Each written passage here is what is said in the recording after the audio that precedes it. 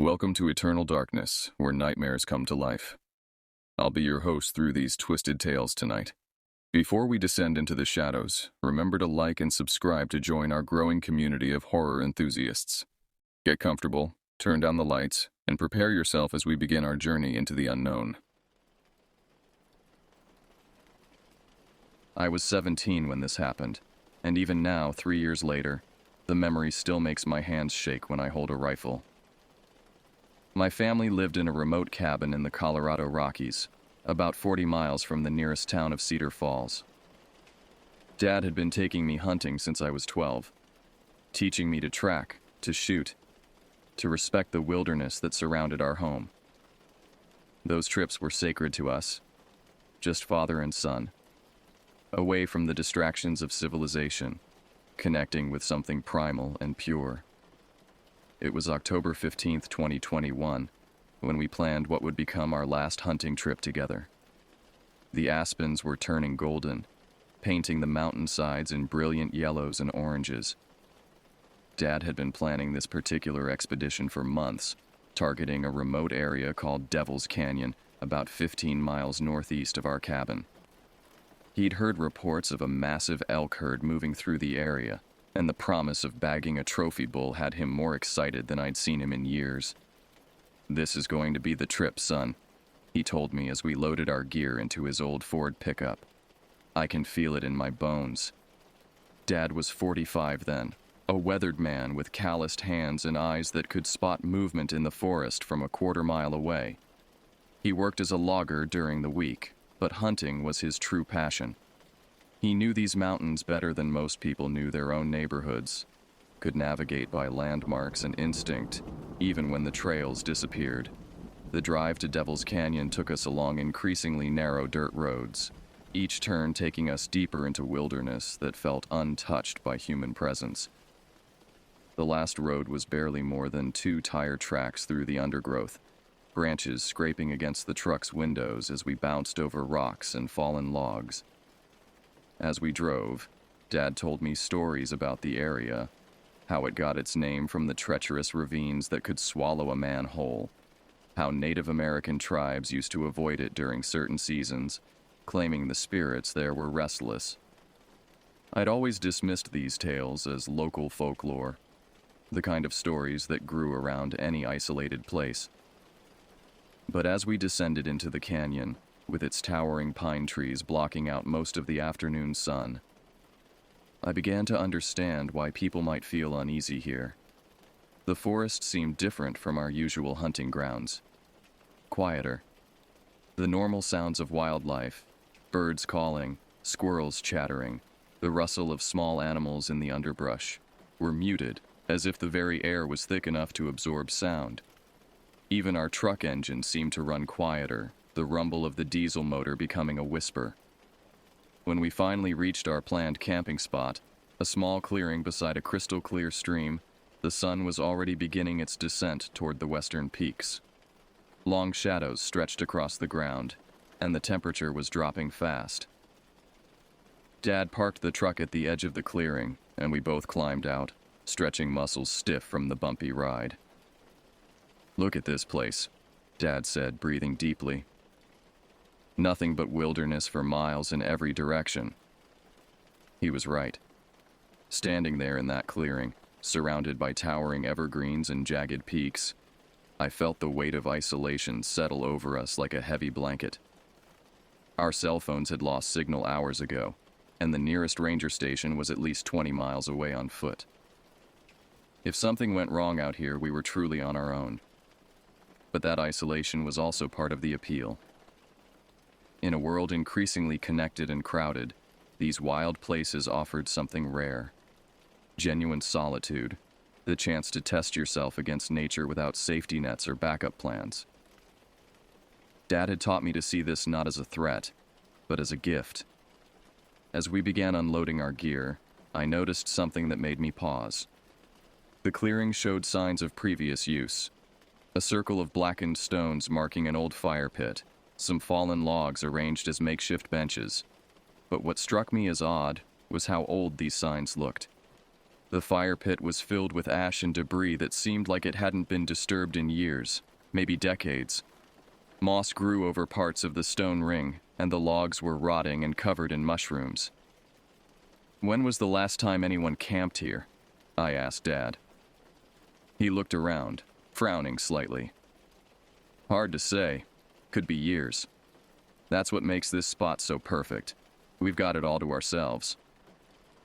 But something about the abandoned campsite bothered me. If this was such a perfect hunting location, why hadn't anyone used it recently? The area should have been popular with hunters, especially during elk season. Yet everything suggested the clearing had been untouched for a very long time. I pushed the thought aside and focused on setting up camp. We had a lot of work to do before dark, and the temperature was already dropping. Our breath was beginning to show in small white puffs, and I knew the night would be cold, probably below freezing. We worked efficiently, our movements coordinated by years of camping together. Dad set up our two-man tent while I gathered firewood and cleared the old fire pit. The familiarity of these tasks was comforting, a reminder that we knew what we were doing out here. We'd camped in conditions far worse than this, had weathered blizzards and thunderstorms in these mountains. As darkness began to creep through the trees, we got our fire going. The flames cast dancing shadows on the surrounding forest, creating an island of warmth and light in the growing darkness. We cooked a simple dinner of canned stew and instant coffee, the hot food warming us from the inside out.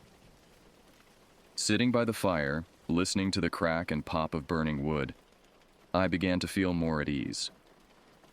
This was what hunting trips were supposed to feel like. Peaceful, primal, connected to something larger than ourselves. Dad seemed relaxed, too, leaning back against one of the old logs and staring up at the stars that were beginning to appear between the pine branches. "Tomorrow's going to be a good day," he said quietly. "I can feel it." I nodded, sharing his optimism. We'd planned to start hunting at first light, working our way up the ridge on the far side of the canyon where Dad expected to find elk sign. The weather forecast called for clear skies and light winds, perfect hunting conditions. But as I settled into my sleeping bag that night, listening to the sounds of the forest around us, I couldn't shake the feeling that something was watching us from the darkness beyond our campfire's reach. Every snap of a twig, every rustle of leaves made me tense, straining my ears for sounds that didn't belong. I told myself it was just normal hunting nerves, the hyper-awareness that came with being in wild country where predators roamed. Bears, mountain lions, wolves, they were all out there somewhere in the darkness. But this felt different somehow, more personal, as if whatever was watching had intelligence behind its gaze. Eventually, exhaustion overcame my unease, and I drifted off to sleep, lulled by the crackling of our dying fire and Dad's steady breathing beside me. I woke before sunrise, as was my habit on hunting mornings. The fire had burned down to glowing embers, and our breath formed clouds in the frigid air. Through the tent walls, I could see the faint gray light of dawn beginning to filter through the forest canopy. Dad was already stirring, and within minutes we were both up, moving with the quiet efficiency of experienced hunters. The morning routine was sacred to us, building up the fire, making coffee, eating a quick breakfast of oatmeal and dried fruit. We spoke in whispers, partly out of habit and partly because the pre-dawn forest seemed to demand silence. Every sound we made, the scrape of a spoon against a metal cup, the rustle of gear being organized, seemed unnaturally loud in the still air. As the sky gradually lightened, the forest around us began to reveal itself in greater detail. In daylight, our campsite looked different, smaller somehow, more vulnerable. The ring of trees that had felt protective in the darkness now seemed to press in on us, their trunks like dark pillars supporting a roof of interwoven branches that blocked out most of the sky. Dad checked his watch, a battered military timepiece that had belonged to his father. "Sun'll be up in 20 minutes, he whispered. "We should head out soon." We finished our coffee in silence, Then began the process of preparing for the hunt. Rifles were cleaned and loaded, ammunition checked and counted. We dressed in layers: thermal underwear, wool shirts, insulated jackets, waterproof outer shells.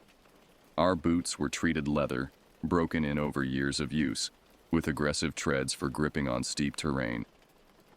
Dad spread out his topographical map on a flat rock, weighing down the corners with stones. The paper was laminated and marked with pencil notations from previous hunts, a record of successful spots in promising areas. He pointed to a ridgeline about 2 miles northeast of our camp. "We'll work our way up this drainage," he said, tracing a route with his finger. "Should intersect with game trails right about here. If we don't find fresh sign by noon, we'll circle back and try the south face." I studied the map, memorizing landmarks and escape routes. Dad had taught me to always know where I was in relation to camp, to never venture into country without understanding how to get back out. The topography here was complex. Steep ridges separated by narrow valleys, with numerous side canyons that could confuse even experienced outdoorsmen. As we shouldered our packs and checked our gear one final time, I noticed something that made me pause. Along the tree line at the edge of our clearing, about 50 yards from our tent, I could see what looked like deep scratches in the bark of several large pines. The marks were too high to have been made by any animal I was familiar with, at least 8 feet off the ground. And they appeared fresh, the exposed wood still pale and unscarred by weather. "Dad," I said quietly, pointing toward the trees. "Look at those marks." He followed my gaze, squinting in the dim light. After a moment, he shrugged. "Probably bears marking territory. Big grizzly can reach pretty high when he wants to." But something about the scratches bothered me. They were too regular, too deliberate, and they formed a pattern: 3 parallel gouges about 6 inches apart, repeated on tree after tree along the perimeter of our clearing. It looked less like territorial marking and more like... I couldn't put my finger on what it reminded me of. "Should we be worried?" I asked.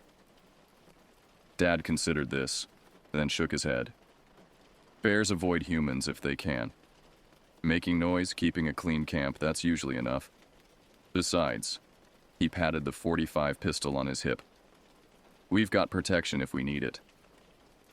We set off into the forest just as the first rays of sunlight began to penetrate the canopy, creating shafts of golden light that illuminated particles of dust and pollen floating in the air.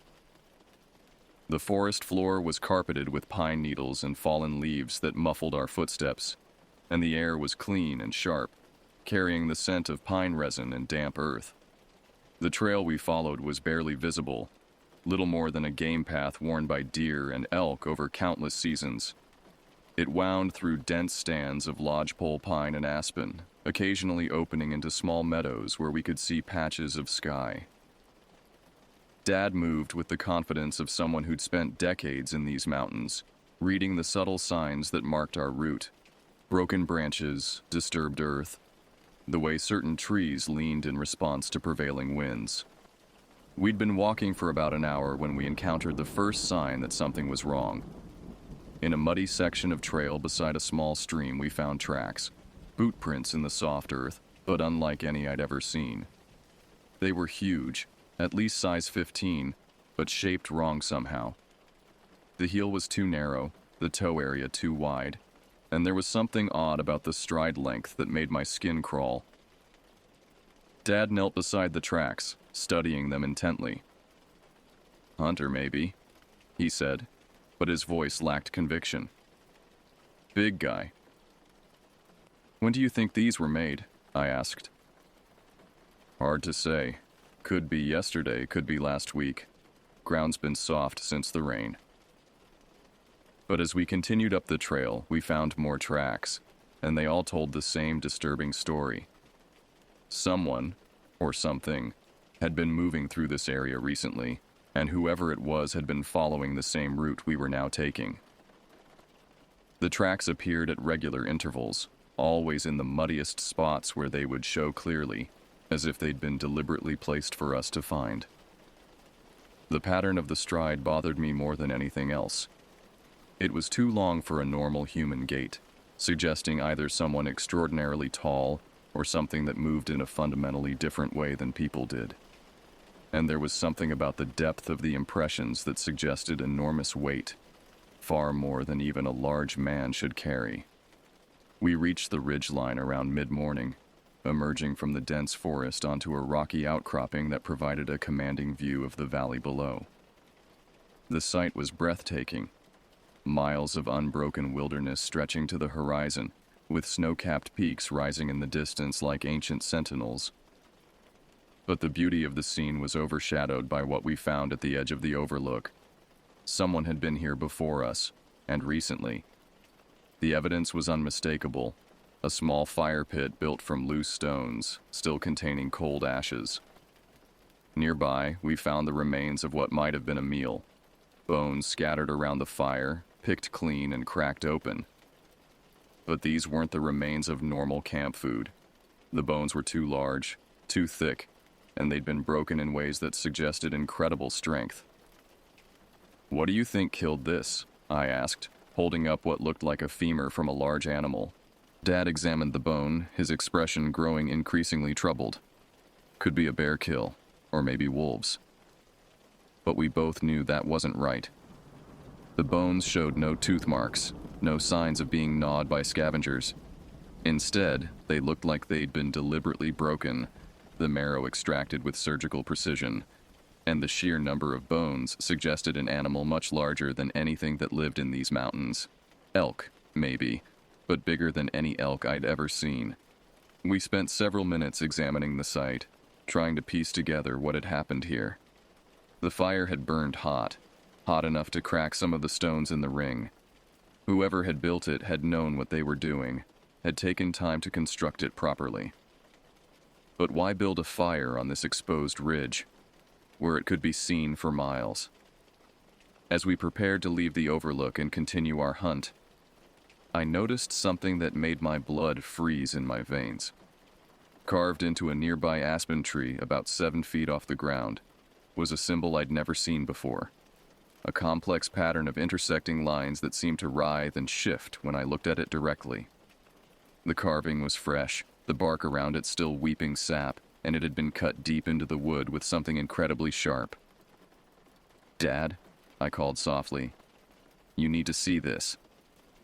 He joined me at the tree, staring up at the symbol with growing alarm. Neither of us could identify what it meant, but there was something inherently disturbing about its design, something that made us both want to look away. "We should head back," Dad said quietly. "Something's not right here." For the first time since we'd arrived in Devil's Canyon, I heard uncertainty in his voice. Dad was not a man easily shaken. He'd faced charging bears, survived blizzards, navigated treacherous terrain in conditions that would have killed less experienced outdoorsmen. But something about this place, about the accumulating evidence that we weren't alone, had gotten under his skin. As we made our way back down the ridge, retracing our steps toward camp, I couldn't shake the feeling that we were being watched. Every shadow between the trees seemed to hide a lurking presence. Every sound made me jump and spin around, rifle ready. The forest that had seemed so peaceful at dawn now felt hostile, alien, as if we'd stumbled into territory where humans weren't welcome. The descent should have taken us an hour, but we made it in 45 minutes, our pace quickened by growing unease. When our campsite came into view through the trees, we both felt a surge of relief. The familiar sight of our tent, the cold fire pit, the truck parked at the edge of the clearing. These things represented safety, civilization, a connection to the world we understood. But as we approached the camp, Dad suddenly stopped, holding up his hand for silence. Something was wrong. I followed his gaze and felt my heart skip a beat. Our campsite had been visited while we were gone. The evidence of intrusion was subtle but unmistakable to eyes trained in wilderness awareness. Our tent, which we'd left securely zipped and properly staked, now showed signs of examination. The rainfly was slightly askew, pulled away from the tent body in a way that suggested someone had lifted it to peer underneath. More disturbing, the zipper pulls hung at different positions than we'd left them, small details that might escape a casual observer. But Dad and I had developed habits of precision over years of camping in country, where attention to detail could mean the difference between life and death. "Stay alert," Dad whispered, unshoulder his rifle and working the bolt to chamber around. Could still be around. We approached our campsite with the caution of soldiers entering hostile territory, moving from tree to tree, using cover, scanning the surrounding forest for any sign of movement. Our truck appeared untouched, still parked where we'd left it, keys hidden in the magnetic box under the rear bumper. But our gear told a different story. The camp chairs we'd positioned around the fire pit had been moved, not dramatically, but enough to create a different arrangement than the neat semicircle we'd established the night before. One chair was turned completely around, facing away from the fire toward the darkness of the surrounding forest, as if someone had sat there watching the tree line for hours. Our food supplies, stored in a locked metal bear box, remained secure, but the box itself had been moved several feet from its original position. Given that the container weighed nearly 50 pounds when loaded, this suggested either multiple people or someone of extraordinary strength.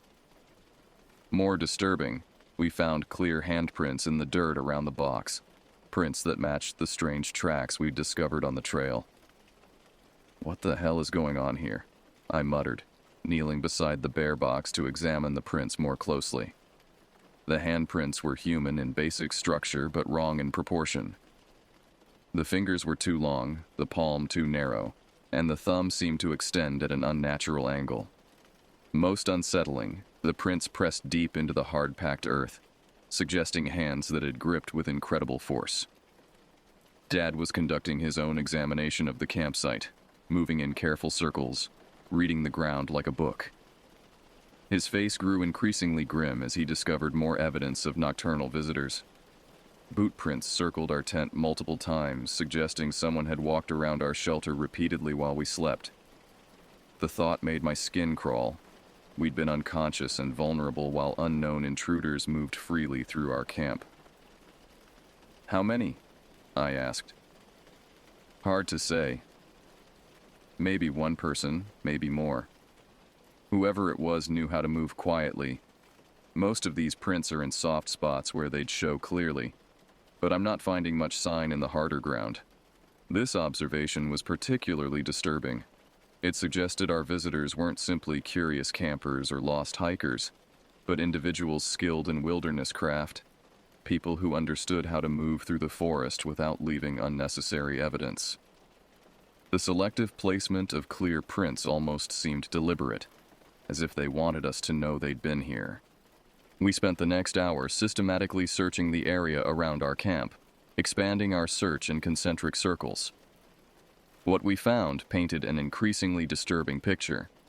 The mysterious visitors had been thorough in their reconnaissance, examining every aspect of our presence in the canyon. They'd approached our truck, leaving faint scratches on the paint where they'd tested the door handles. They'd investigated our fire pit, stirring through the cold ashes with what appeared to be a stick or branch. Most alarming, we found evidence that they'd watched us from concealment. About 70 yards from our camp, hidden in a dense thicket of pine saplings, we discovered a crude blind. Branches arranged to create a viewing position with clear sight lines to our tent and fire pit. The ground showed signs of prolonged occupation, with compressed vegetation and several cigarette butts scattered around the position. The cigarette butts were a revelation, proof that we were dealing with human intruders rather than animals. But they raised as many questions as they answered. The brand was unfamiliar, hand-rolled rather than manufactured, and they had an odd smell when Dad examined them. Not tobacco, but something earthier, more organic. "Local Indians, maybe?" I suggested, though even as I said it, I knew it sounded weak. Dad shook his head. "Native tribes around here don't use this area for hunting, haven't for generations. Besides, this doesn't feel like traditional activity." He was right. There was something fundamentally wrong about the evidence we were uncovering, something that suggested purposes we couldn't understand. The methodical examination of our camp, the deliberate placement of clear tracks, the hidden observation post. It all suggested planning and intelligence, but directed toward goals that remained opaque. As we continued our search, the forest around us seemed to grow more oppressive. Clouds had moved in while we'd been investigating, blocking out the sun and casting everything in gray shadow. The temperature was dropping, and a wind had picked up, causing the trees to creak and sway in ways that created constant movement in our peripheral vision. We found the final piece of evidence about 100 yards north of our camp, in a small clearing beside the stream where we'd collected water the night before.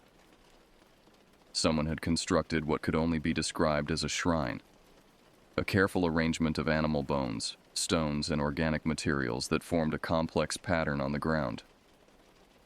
At the center of the arrangement sat a human skull, bleached white and obviously old, its empty sockets seeming to stare directly toward our campsite.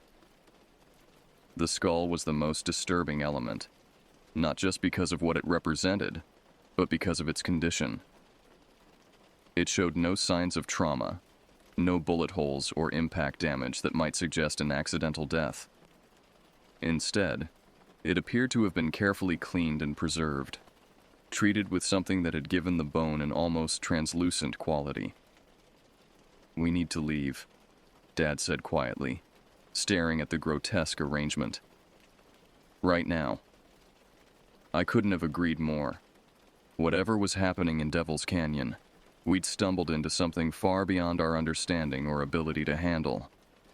The shrine represented a level of deliberate malevolence that made my hands shake as I shouldered my rifle. We returned to camp and began breaking down our gear with urgent efficiency. There was no discussion of continuing our hunt, no debate about whether we were overreacting. The accumulated evidence had crossed a line from merely unsettling to genuinely threatening, and both of us recognized that our safety depended on immediate departure. As we worked to pack our equipment, I found myself constantly scanning the tree line, expecting to see figures watching us from the shadows. The sensation of being observed had grown stronger throughout the morning, becoming an almost physical pressure that made the hair on the back of my neck stand on end. "How long do you think they've been watching us?" I asked as we collapsed the tent. "Could be since we arrived," Dad replied grimly. "Maybe longer." That fire pit at the overlook, what if they knew we were coming?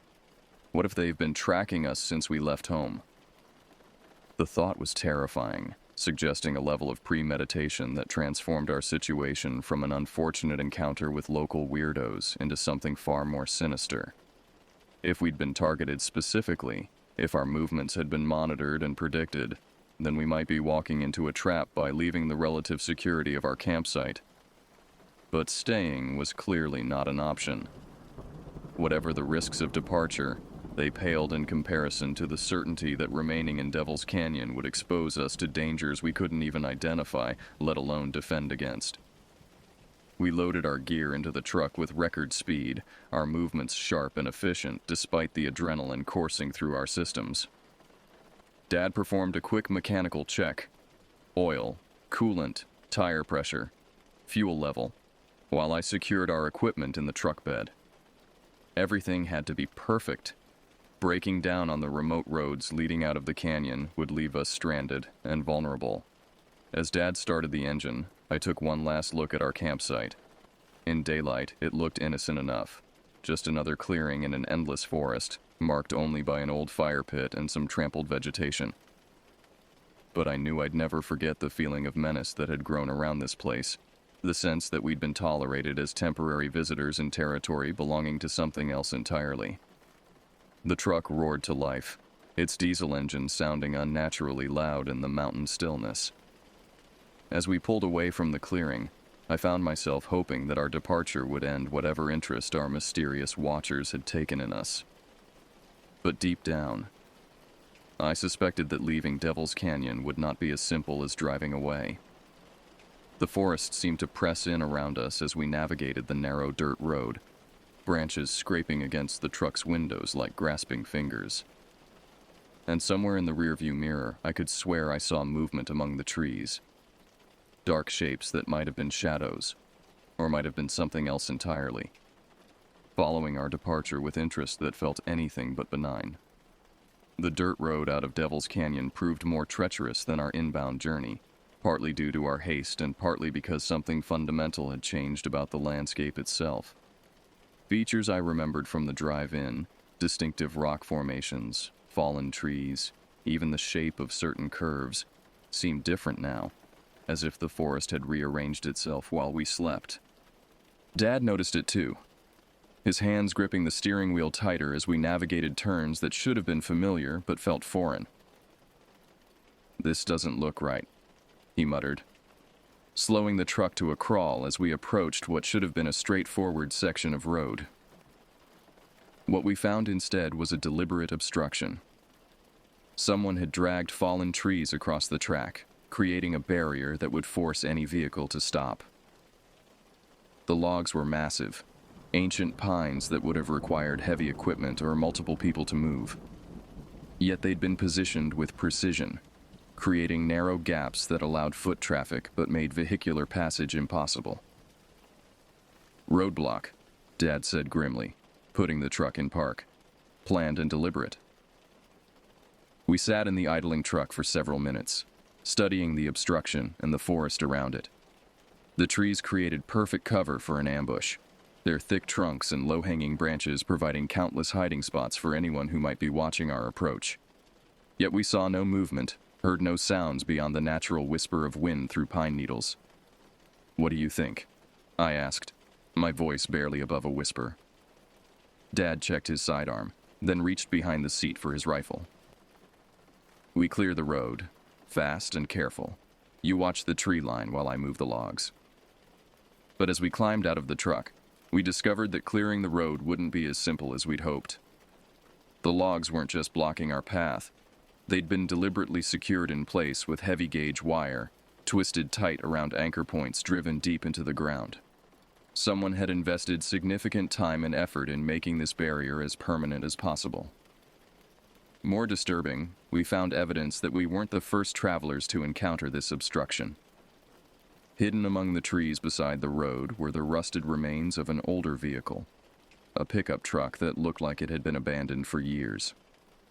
Its tires were flat, its windows spiderwebbed with cracks, and vegetation was beginning to reclaim its body. But most unsettling was the driver's door, which hung open as if the occupant had left in great haste. "Jesus," I breathed, approaching the abandoned truck. "How long has this been here?"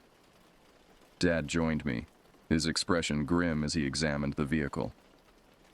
The license plate was too corroded to read, but the truck's design suggested it was at least 20 years old.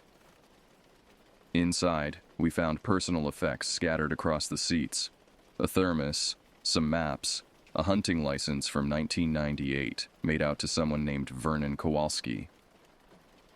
"Dad," I said, pointing to something that made my skin crawl. "Look at the windshield." The glass was covered in scratches, not random damage from years of weathering, but deliberate marks that formed the same disturbing symbol we'd seen carved into the tree at the overlook. The scratches had been made from inside the vehicle, as if the driver had clawed at the glass in desperation, trying to mark something important before... Before what? We found our answer in the truck bed, hidden under a tarp that had somehow survived decades of mountain weather. Scattered across the metal surface were dozens of bones, human bones, sorted and arranged with the same methodical precision we'd seen in the shrine near our campsite. Among them, we found a wallet containing Vernon Kowalski's identification, a photo of a smiling family, and a note written in increasingly erratic handwriting. Dad read the note aloud, his voice barely steady. "They're everywhere. Watching. Following.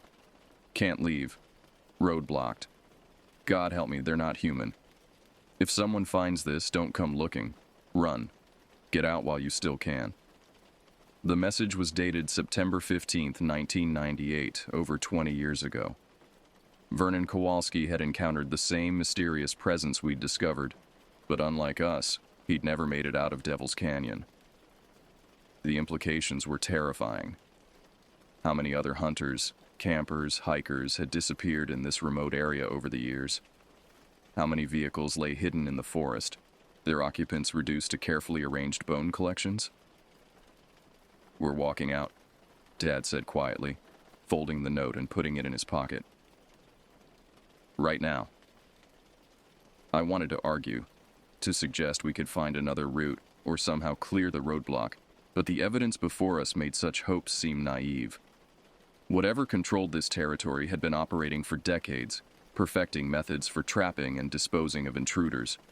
Our truck would only slow us down, make us easier targets. We grabbed essential gear from the vehicle: water, first aid kit, map and compass, ammunition, and began the long hike out of the canyon. The main road was 12 miles away, all of it through increasingly difficult terrain. Under normal circumstances, it would have been a challenging but manageable day hike. But these were far from normal circumstances.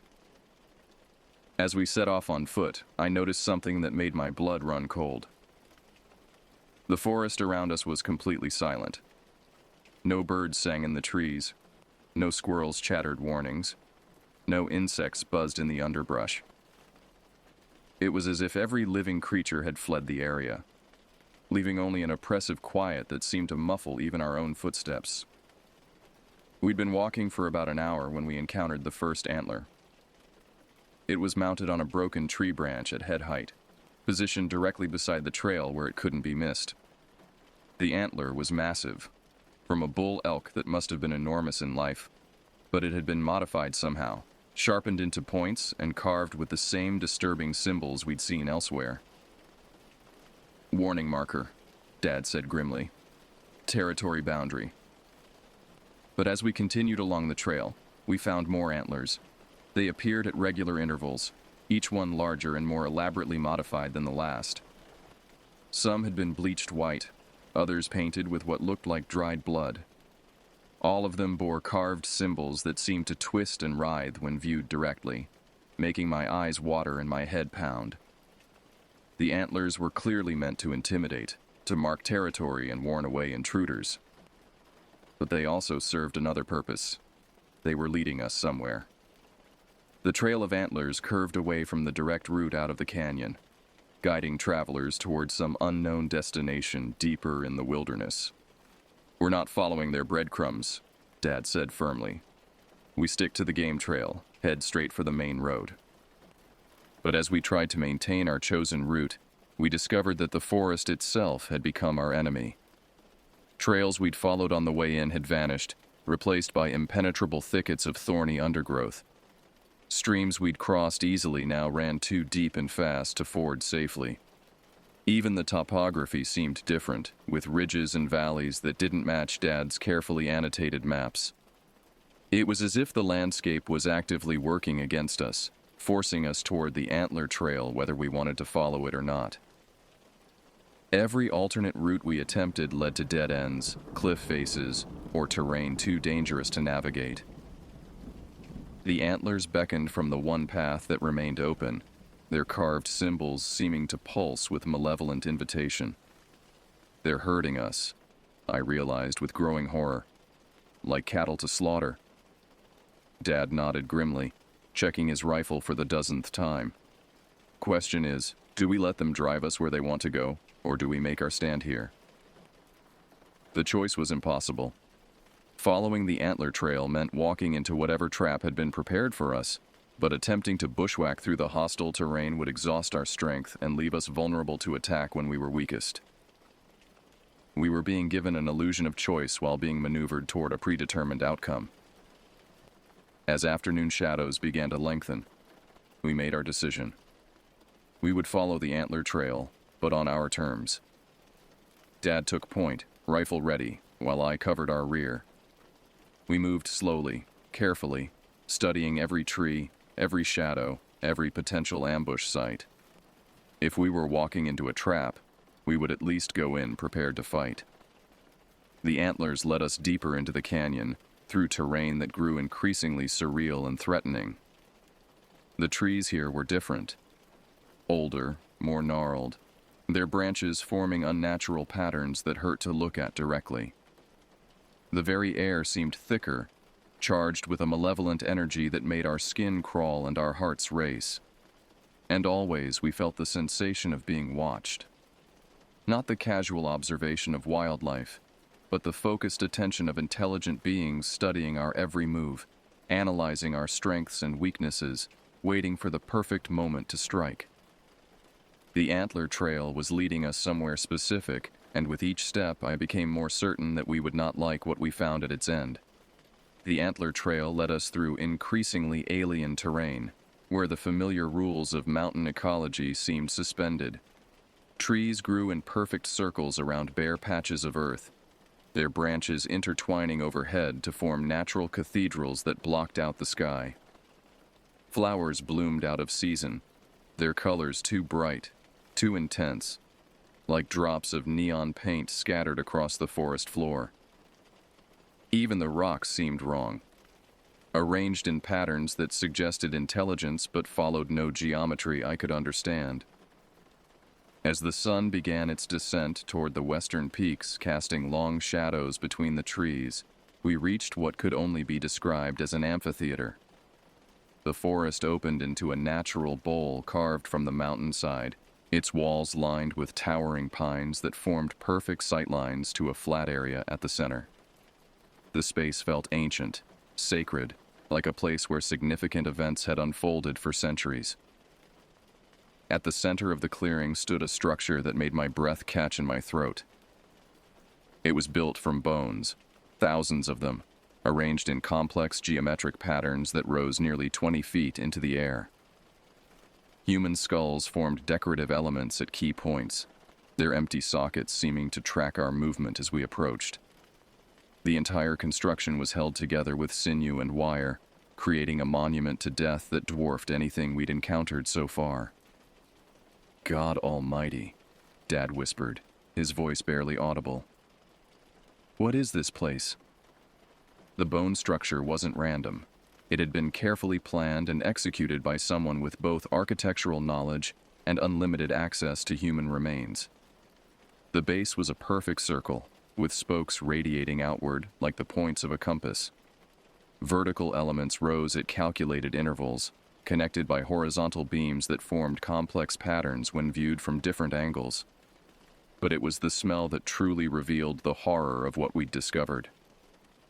The air was thick with the stench of decay, not the clean decomposition of natural death, but something fouler, more deliberate. Hidden among the bones were fresher remains, strips of meat, organs, things that had been carefully preserved and displayed as offerings or warnings.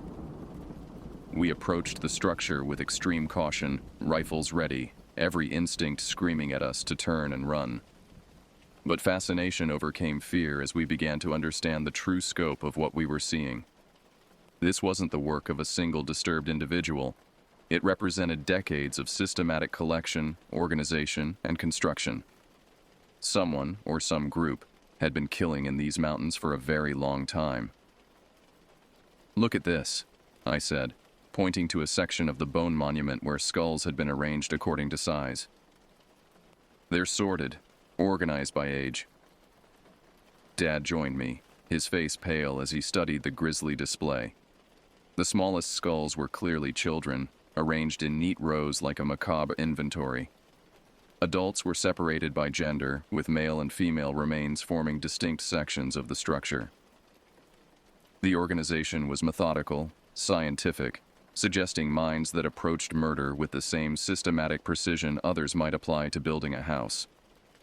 As we circled the bone monument, we discovered that each section was marked with symbols carved into strategically placed femurs and tibias. The same twisted designs we'd seen throughout the canyon, but here they were more elaborate, formed into something approaching a written language. Someone had been keeping records, documenting their work with the pride of craftsmen. "We need to document this," Dad said, pulling out his phone despite knowing we had no signal.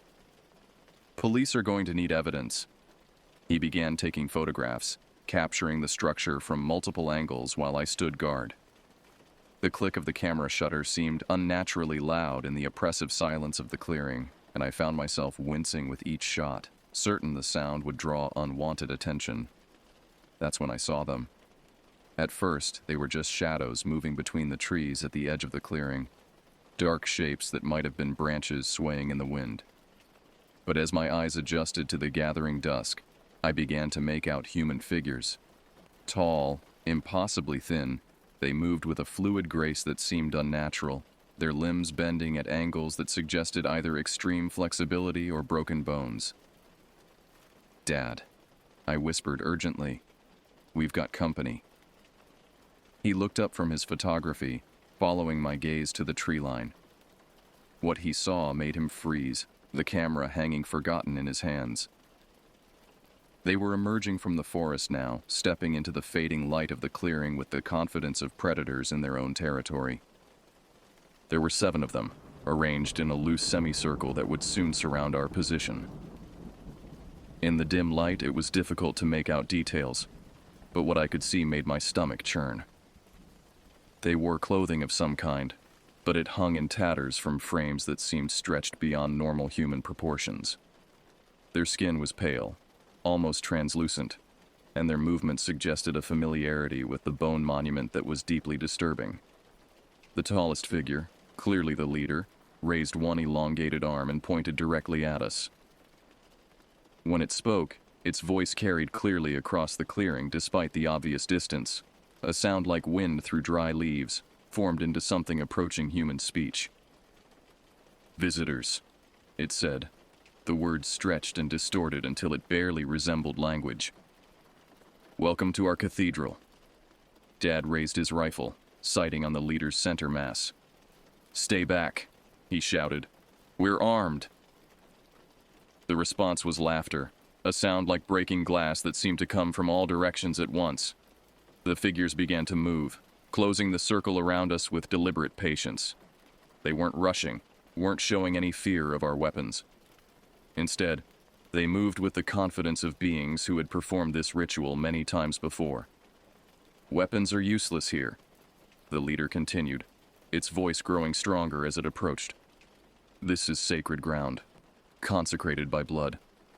Your blood will join the foundation." I could see them more clearly now, and what I saw defied rational explanation. They had once been human, that much was clear from their basic anatomy. But something had changed them, stretched them, twisted them into forms that retained human intelligence while abandoning human limitations. Their fingers ended in claws that looked sharp enough to cut steel, and their teeth had been filed into points that gleamed wetly in the dying light. "The canyon chooses who may leave," another voice called from the shadows. "The canyon has not chosen you." They were close enough now that I could smell them. A mixture of decay and something else. Something chemical that burned my nostrils and made my eyes water. It was the smell of preservation. Of bodies that had been treated with substances that prevented normal decomposition while allowing consciousness to persist. Dad fired a warning shot into the air, the rifle's report echoing off the canyon walls like thunder. For a moment the figures paused, but rather than retreating, they seemed amused by the display.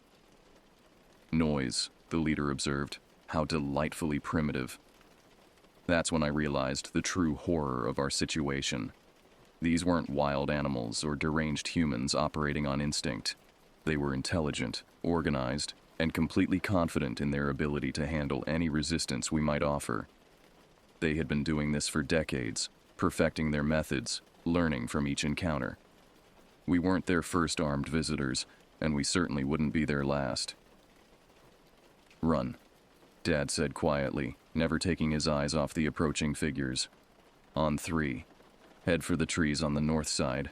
I'll cover you." "I'm not leaving you," I replied, though my voice shook with terror. "You'll do as I say," he said firmly. "Someone needs to get out, needs to tell people what's happening here. That's you."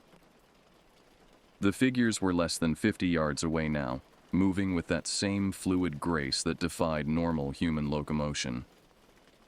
In the gathering darkness, Their pale skin seemed to glow with phosphorescent light, and their eyes reflected what little starlight penetrated the forest canopy. 1. Dad counted quietly. I gripped my rifle tighter, knowing that running would likely mean abandoning him to a fate too horrible to contemplate. But staying would mean both of us becoming additions to their bone cathedral, our remains carefully sorted and incorporated into their grotesque monument. 2. The leader raised its hand again, and the other figures stopped their advance. For a moment, the clearing was frozen in tableau, predators and prey facing each other across ground consecrated by decades of murder. 3. The moment Dad shouted, 3, everything erupted into chaos. I broke left toward the tree line while Dad opened fire on the approaching figures, his rifle cracking repeatedly in the confined space of the amphitheater. The muzzle flashes lit up the clearing in stark, strobing light, revealing glimpses of our pursuers that my mind struggled to process. They moved unlike anything human, flowing between the gunshots with liquid grace, their elongated limbs bending in ways that defied anatomy. Dad's shots were finding targets. I could see the impact of bullets striking flesh, but the figures absorbed the damage without slowing, dark fluid streaming from wounds that should have been fatal. Go! Go! Go! Dad shouted, working the bolt of his rifle to chamber fresh rounds. I reached the tree line just as the first of our pursuers closed with Dad. Even from 30 yards away, I could hear the sound of claws on metal as it tried to tear the rifle from his hands. He rolled away, drawing his sidearm and firing point blank into the creature's torso. The .45 caliber bullets punched through its body with wet, tearing sounds, but still it kept coming. Part of me wanted to turn back, to help him fight, but Dad's final order had been clear. Someone had to escape, had to carry word of what was happening in Devil's Canyon to the outside world. If I died here, all evidence of this place would die with us. I plunged into the forest, branches tearing at my clothes and face as I ran through undergrowth that seemed designed to slow and entangle. Behind me, the sounds of combat continued. Gunshots, inhuman screams, and Dad's voice shouting challenges that grew increasingly desperate. The forest at night was a maze of shadows and obstacles, every root and branch a potential trap for running feet. I had no flashlight, relying instead on what little starlight filtered through the canopy to navigate the treacherous terrain. My rifle slowed me down, but I couldn't bring myself to abandon it. It might be the only thing standing between me and the same fate that had befallen Vernon Kowalski. I'd been running for maybe 10 minutes when I realized the gunfire had stopped. The silence that followed was worse than the sound of battle, because it suggested that Dad's resistance had been overcome. The thought hit me like a physical blow, sending me stumbling against a tree trunk where I fought down the urge to vomit. They would be coming for me now. Whatever those things were, they wouldn't be content with a single victim. The Bone Cathedral suggested they were collectors, gatherers who took pride in completing their sets. As long as I remained free, their work would be unfinished. I forced myself to start moving again, trying to remember Dad's lessons about wilderness navigation. Without compass or map, my only reliable guide was the slope of the terrain. Water flowed downhill, and following water would eventually lead to larger streams, then rivers, then roads.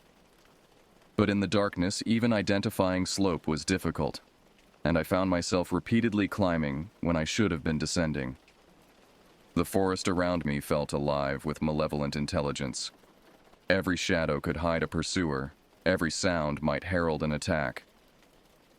I tried to move quietly, but panic made stealth impossible. Branches cracked under my feet, leaves rustled with my passage, and my own breathing seemed loud enough to attract attention from miles away. After what felt like hours, but was probably only minutes, I heard them behind me. Not the crashing passage of human pursuers, but something far more terrifying, the soft whisper of movement through undergrowth, barely audible, but getting steadily closer. They were tracking me, following my trail with the patience of experienced hunters who knew their prey couldn't escape. I tried to increase my pace, but the terrain was becoming more difficult. The slope was steepening, broken by ravines and rocky outcroppings that forced me to detour repeatedly. Each change of direction might be taking me further from safety, deeper into the wilderness that was their domain. A sound ahead made me freeze, the distinctive crack of a breaking branch. I dropped to a crouch behind a fallen log, rifle ready, trying to control my breathing as I strained to identify the source of the noise. For several minutes, nothing moved. Then I saw it. One of the pale figures was standing less than 20 feet away, perfectly motionless between two large pine trees. In the darkness, it was barely visible, but its unnatural stillness marked it as clearly foreign to the forest environment. It was waiting, watching, testing my nerves. I remained frozen behind the log, knowing that any movement would trigger an attack. My rifle was loaded and ready, but Dad's experience had shown that conventional weapons were of limited effectiveness against these creatures. Still, it was the only advantage I possessed. Minutes passed in tense silence. My legs began to cramp from the awkward position, and I knew I couldn't maintain this standoff indefinitely. Worse, where there was one pursuer, there were likely others. I might be sitting in the center of a trap, surrounded by creatures waiting for me to reveal my position. The decision was made for me when I heard movement to my left. Another figure approaching through the undergrowth. In seconds, I would be caught between them, with no room to maneuver and nowhere to run. I had to act. I rose from behind the log and fired at the nearest figure, working the bolt rapidly to chamber a fresh round. The bullet struck center mass, spinning the creature around but not dropping it. It released a scream that sounded like tearing metal, then launched itself toward my position with inhuman speed. I fired again, this shot taking it in the head and finally dropping it to the forest floor. But the sound of gunfire had given away my position to every predator in the area, and I could hear them converging on my location from multiple directions. I ran. The next hour became a nightmare of flight through hostile terrain, pursued by enemies who seemed to know the forest better than any human could. They herded me like wolves hunting deer, appearing at strategic points to cut off escape routes, forcing me to move in directions they chose. I was being driven somewhere specific, towards some predetermined destination. My ammunition was running low. Only a handful of rounds remained in my rifle, with perhaps a dozen more in my jacket pockets. At the rate I was encountering pursuers, I would be defenseless within minutes. But still I ran, driven by the desperate hope that I might reach help before my resources were exhausted. The forest began to thin as I climbed higher into the mountains, the dense pine stands giving way to rocky terrain dotted with stunted trees. The change in environment offered both advantages and disadvantages: better visibility but less cover, easier movement but nowhere to hide. It was in this rocky landscape that I made my final stand. I reached the edge of a cliff just as dawn began to break over the eastern peaks, painting the sky in shades of gray that barely illuminated the nightmare landscape below. Behind me, the rocky face dropped away into darkness, a fall that would certainly be fatal. Ahead, the pale figures emerged from the tree line with the confidence of predators who had cornered their prey. There were 5 of them now, moving with that same fluid grace that defied human anatomy. In the growing light, I could see them more clearly than ever before, and the sight made my hands shake as I raised my rifle. They had once been human. That much was undeniable. But something had transformed them into creatures that retained intelligence while abandoning humanity. Their skin was translucent, revealing the dark network of veins beneath. Their limbs were elongated beyond normal proportions, joints bending at angles that should have been impossible. Most disturbing were their faces, which retained enough human features to be recognizable while being utterly alien in expression. Their eyes were completely black, reflecting light like polished obsidian, and their mouths were filled with teeth that had been filed into sharp points.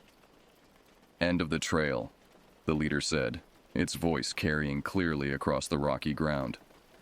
"Nowhere left to run." I backed against the cliff face, rifle trained on the nearest figure. "What do you want?" I demanded, though I already knew the answer. "What we have always wanted," it replied. "What the canyon demands. Blood for the foundation. Bone for the cathedral." They began to spread out, moving to flank my position. I had perhaps 3 rounds left in my rifle, with maybe 8 more in my pocket. Against 5 opponents who had demonstrated resistance to conventional weapons, the mathematics were hopeless. "Your father fought well," another voice added with what might have been admiration. "His strength was impressive. His bones will hold a place of honor in our construction." The mention of Dad sent rage coursing through my system, temporarily overwhelming the fear that had been driving me through the night. These things had killed him, had added his remains to their grotesque monument, and they were speaking of it like some kind of honor. "You murdered him," I said, surprised by the steadiness in my own voice. "We transformed him," the leader corrected. "As we will transform you. Death is only the beginning of service to the canyon." They were close enough now that I could smell them. That mixture of decay and chemical preservation that had marked them from our first encounter. Up close, their unnatural nature was even more apparent. These weren't living beings in any sense I understood, but something that existed in the space between life and death. I fired my first shot at the leader, the bullet striking it in the chest and staggering it backward. Dark fluid sprayed from the wound, but within seconds the creature was advancing again, the hole in its torso already beginning to close. "Futile," it observed. "We are beyond such simple harm." My second shot took another figure in the head, dropping it to the rocky ground. But even as it fell, I could see movement in the wound, tissue beginning to knit itself back together with unnatural speed. The third shot went wide as the remaining figures rushed my position simultaneously. I had time to chamber one more round before the first creature reached me, its clawed hands grasping for my throat. I fired point blank into its face, the muzzle flash searing my own eyes. The impact destroyed most of its head, sending it tumbling backward, but the others kept coming. I swung the rifle like a club, the steel stock connecting with bone and flesh that felt wrong under the impact. Claws raked across my jacket, tearing through the heavy fabric and scoring the skin beneath. I rolled away from the cliff edge, using the rifle's length to keep some distance between myself and my attackers. But they were faster, stronger, and completely without fear. One of them grabbed the rifle barrel, its superhuman strength threatening to tear the weapon from my hands. I held on desperately, using the creature's grip to pull myself closer, before driving my knee into what I hoped was a vulnerable area. The impact sent it staggering, but others were closing in from different angles. That's when I heard the helicopter. The sound was faint at first, barely audible over the sounds of combat, but it grew steadily stronger. Someone was coming. Rescue, or at least witnesses to what was happening in Devil's Canyon. The pale figures heard it too, their black eyes turning skyward with what might have been concern. "Impossible," the leader hissed, its voice losing some of its earlier confidence. "No one comes to the canyon. No one finds this place unless we allow it." But the helicopter was definitely real, its rotor noise echoing off the canyon walls as it approached our position. I used the distraction to break free from my attackers, scrambling across the rocky ground toward a position where I might be visible from the air. The pale figures seemed uncertain for the first time since our encounter began. They moved with less coordination, their attention divided between me and the approaching aircraft. Whatever power they wielded in Devil's Canyon, it apparently didn't extend to controlling the outside world's intrusion into their territory. I reached into my jacket and pulled out the emergency whistle Dad had insisted I carry, a device designed to signal rescue aircraft. The shrill blast cut through the morning air, hopefully loud enough to guide the helicopter to our exact location. The response was immediate. The helicopter changed course, swinging toward the cliff where I stood. Below its cockpit, I could see the distinctive markings of the Colorado State Patrol, and hanging from its side was rescue equipment that suggested this wasn't a routine flight. The pale figures were retreating now, moving back toward the tree line with obvious reluctance. Whatever they were, whatever power had sustained them in the depths of the canyon, they apparently couldn't operate openly in the presence of official witnesses. "This isn't over," the leader called as it reached the edge of the forest. "The canyon remembers. The canyon always remembers." Then they were gone, vanishing into the forest with the same fluid grace that had marked their approach. Within seconds, it was as if they had never existed, leaving me alone on the rocky ground with my torn clothes and empty rifle as the only evidence of what had transpired. The helicopter circled twice before finding a place to land on a relatively flat section of the cliff. 2 state troopers emerged, followed by a medic who immediately began checking me for injuries. Their questions came in rapid succession. Who was I? How had I gotten here?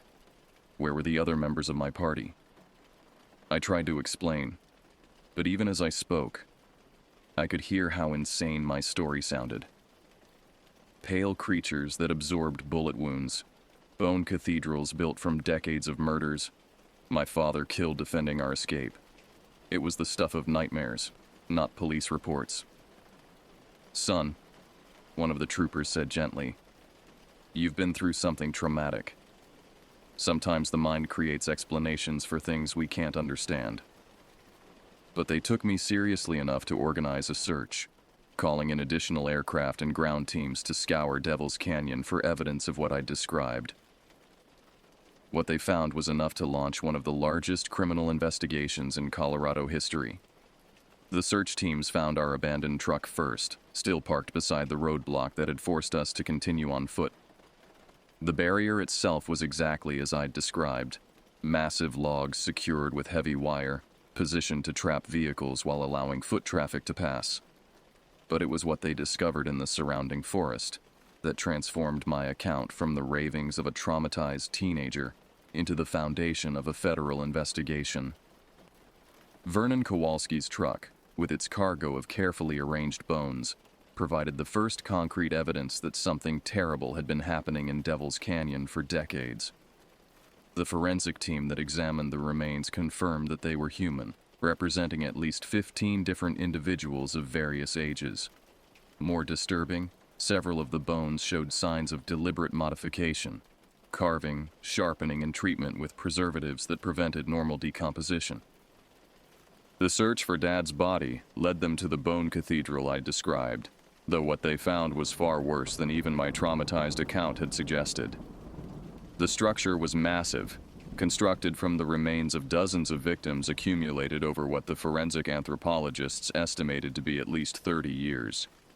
Hidden chambers within the construction contained preserved organs, clothing, and personal effects that told the stories of people who had vanished without a trace. But of Dad himself, they found no sign. His rifle was discovered near the cathedral, along with spent brass casings and blood evidence that confirmed a firefight had taken place. Yet his body was nowhere to be found, leading investigators to conclude that he had either been taken alive or his remains had been removed for purposes they didn't want to contemplate. The pale figures I'd described were never found, despite extensive searches using thermal imaging, tracking dogs, and ground-penetrating radar. The forest showed signs of recent habitation, cave systems that had been modified for human occupation, underground chambers stocked with preserved food and primitive tools. But whoever had been living in Devil's Canyon had vanished as completely as if they'd never existed. The official investigation lasted 8 months, involving multiple federal agencies and forensic experts from around the country. What they uncovered painted a picture of systematic predation stretching back generations, a cult or clan of individuals who had claimed Devil's Canyon as their territory and eliminated anyone who intruded upon it. DNA evidence recovered from the Bone Cathedral identified victims from across the western United States, people who had disappeared while camping, hunting, or hiking in remote areas. Missing persons cases dating back to the 1970s were suddenly connected to the horrors found in that isolated canyon, providing closure for families who had spent decades wondering about the fate of their loved ones. But many questions remained unanswered. Who were the perpetrators? How had they evaded detection for so long? Most importantly, where had they gone, and would they strike again elsewhere?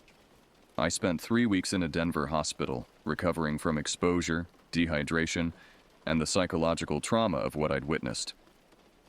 The doctors were amazed that I'd survived at all, given the conditions I'd endured and the distance I'd covered on foot. But they had no explanation for some of the evidence I'd brought out with me. Scratches on my jacket that showed no sign of tearing, as if the fabric had been cut with blades sharper than any known tool. The media attention was overwhelming. My story became national news, spawning documentaries, books, and countless internet theories about what had really happened in Devil's Canyon. Most focused on the human perpetrators, treating the case as an extreme example of cult behavior in isolated areas. Few gave credence to my descriptions of the pale figures and their unnatural abilities. I didn't blame them. If I hadn't lived through it myself, I wouldn't have believed it either. Mom and I moved away from Colorado 6 months later, unable to live in the shadow of the mountains that had taken Dad from us. We settled in suburban Kansas, about as far from wilderness as we could get while remaining in the continental United States. I finished high school there, went to college, got a job in information technology that kept me firmly in the world of concrete and steel. But I never forgot what I'd seen in Devil's Canyon, and I never stopped watching the news for signs that they might have returned. Over the years, there have been occasional reports that caught my attention. Hikers disappearing in remote areas, campsites found abandoned with no explanation, bone arrangements discovered in places where they didn't belong. Each time I contacted the investigating authorities, sharing what I knew about the methods and patterns I'd observed. Most dismissed me as a crank, someone whose traumatic experience had left him seeing connections where none existed. A few took me seriously enough to follow up, but none ever found evidence as conclusive as what had been discovered in Devil's Canyon. The area itself was closed to public access indefinitely, declared a crime scene, and then later a research site for federal agencies studying cult behavior and organized predation. Guard posts were established at all known access points, and regular patrols were instituted to ensure that no one could return to continue the work that had been interrupted. But I knew it wouldn't be enough. Whatever those pale figures were, whatever power had sustained them for decades in that remote canyon, it couldn't be contained by government barriers and warning signs. They were patient, intelligent, and completely committed to their cause. They would wait, adapt, and eventually find another place to continue their work. 3 years have passed since that October morning when Dad and I drove into Devil's Canyon expecting nothing more than a successful hunting trip. I'm 20 now, working in a climate-controlled office building surrounded by millions of people, about as far from the wilderness as a person can get. But every night when I close my eyes, I'm back on that cliff face, watching pale figures emerge from the forest with predatory grace.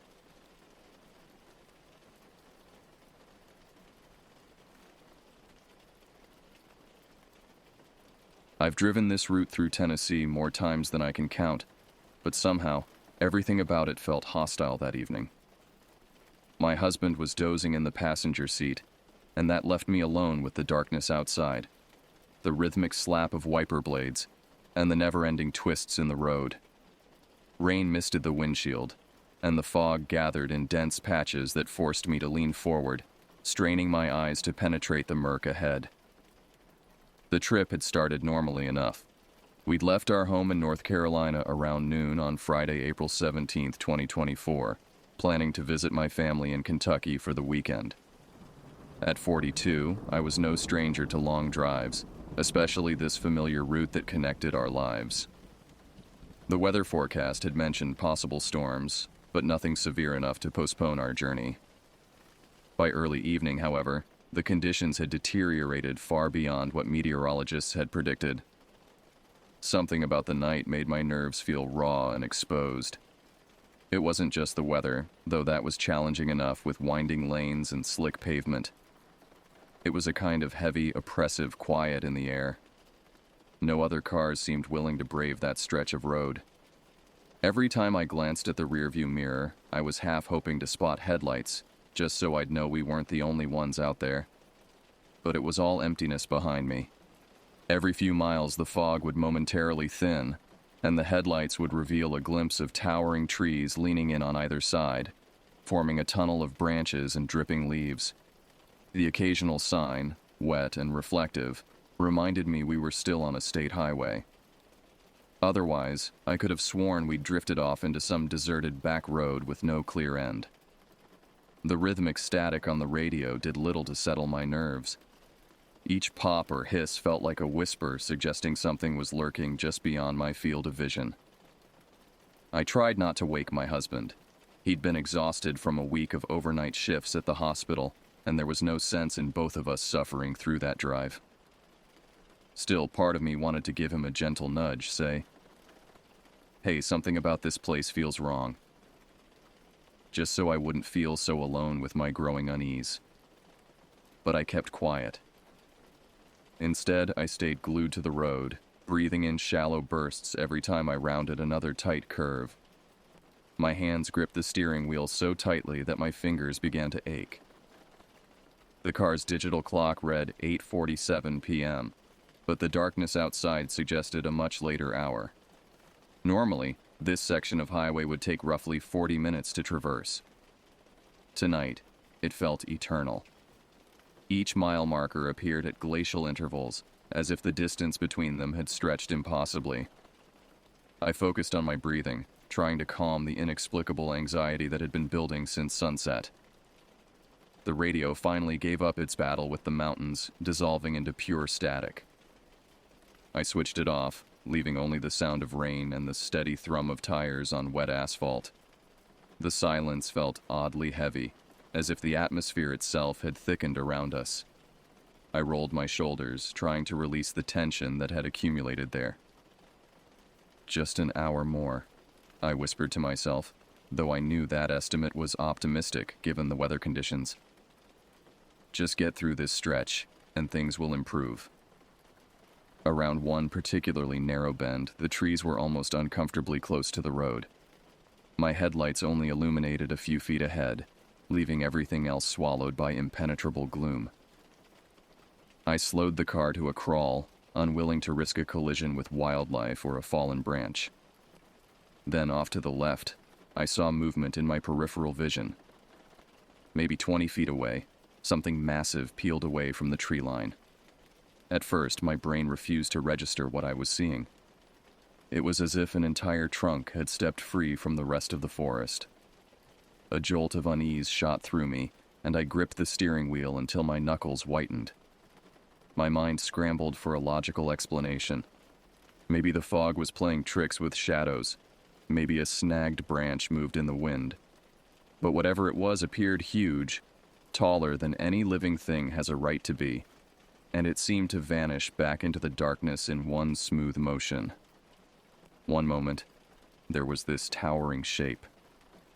The next, nothing.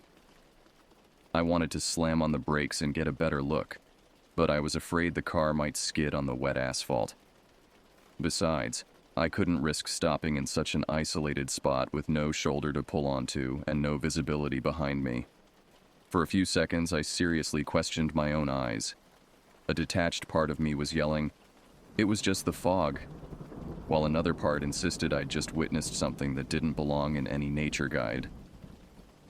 My breath came quicker as I pressed the accelerator, motivated by a primal instinct that shouted, "Get away!"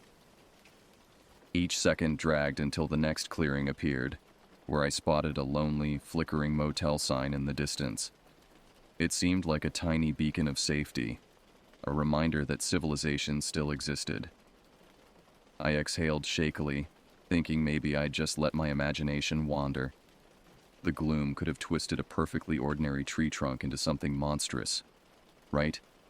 Then the pang of doubt came roaring back. I'd seen it move. It didn't sway like branches in the wind. It slinked back the way a tall person might step behind a wall. Only this was the height of a 3-story building, maybe taller. No way was that normal. I thought about stopping at that motel, but it looked deserted. Just a handful of rooms with the lights off. It didn't feel any safer than the open road. So I kept going. My husband stirred in his seat, mumbled something about the rain, and drifted back to half sleep. I envied him for a second. I'd give anything not to be so keyed up right now. We pressed on, the road curving again under a canopy of dripping leaves. My eyes kept darting to the side, expecting another glimpse of that shape. Each time the wind rustled the branches, my pulse picked up. But the trees refused to reveal any more secrets. I was tempted to rifle through the radio channels again, just for some human voices. But I realized my hands were shaking too much, and I didn't want to lose focus on the wheel. The digital clock on the dashboard moved with excruciating slowness. 9:15 p.m., then 9:22. The minutes crawled by as if time itself had grown viscous in the dense fog. My eyes burned from the strain of staring into the murk, searching for dangers that might materialize at any moment. Eventually, we came upon a slightly wider stretch, and there was a rundown diner with all its lights off.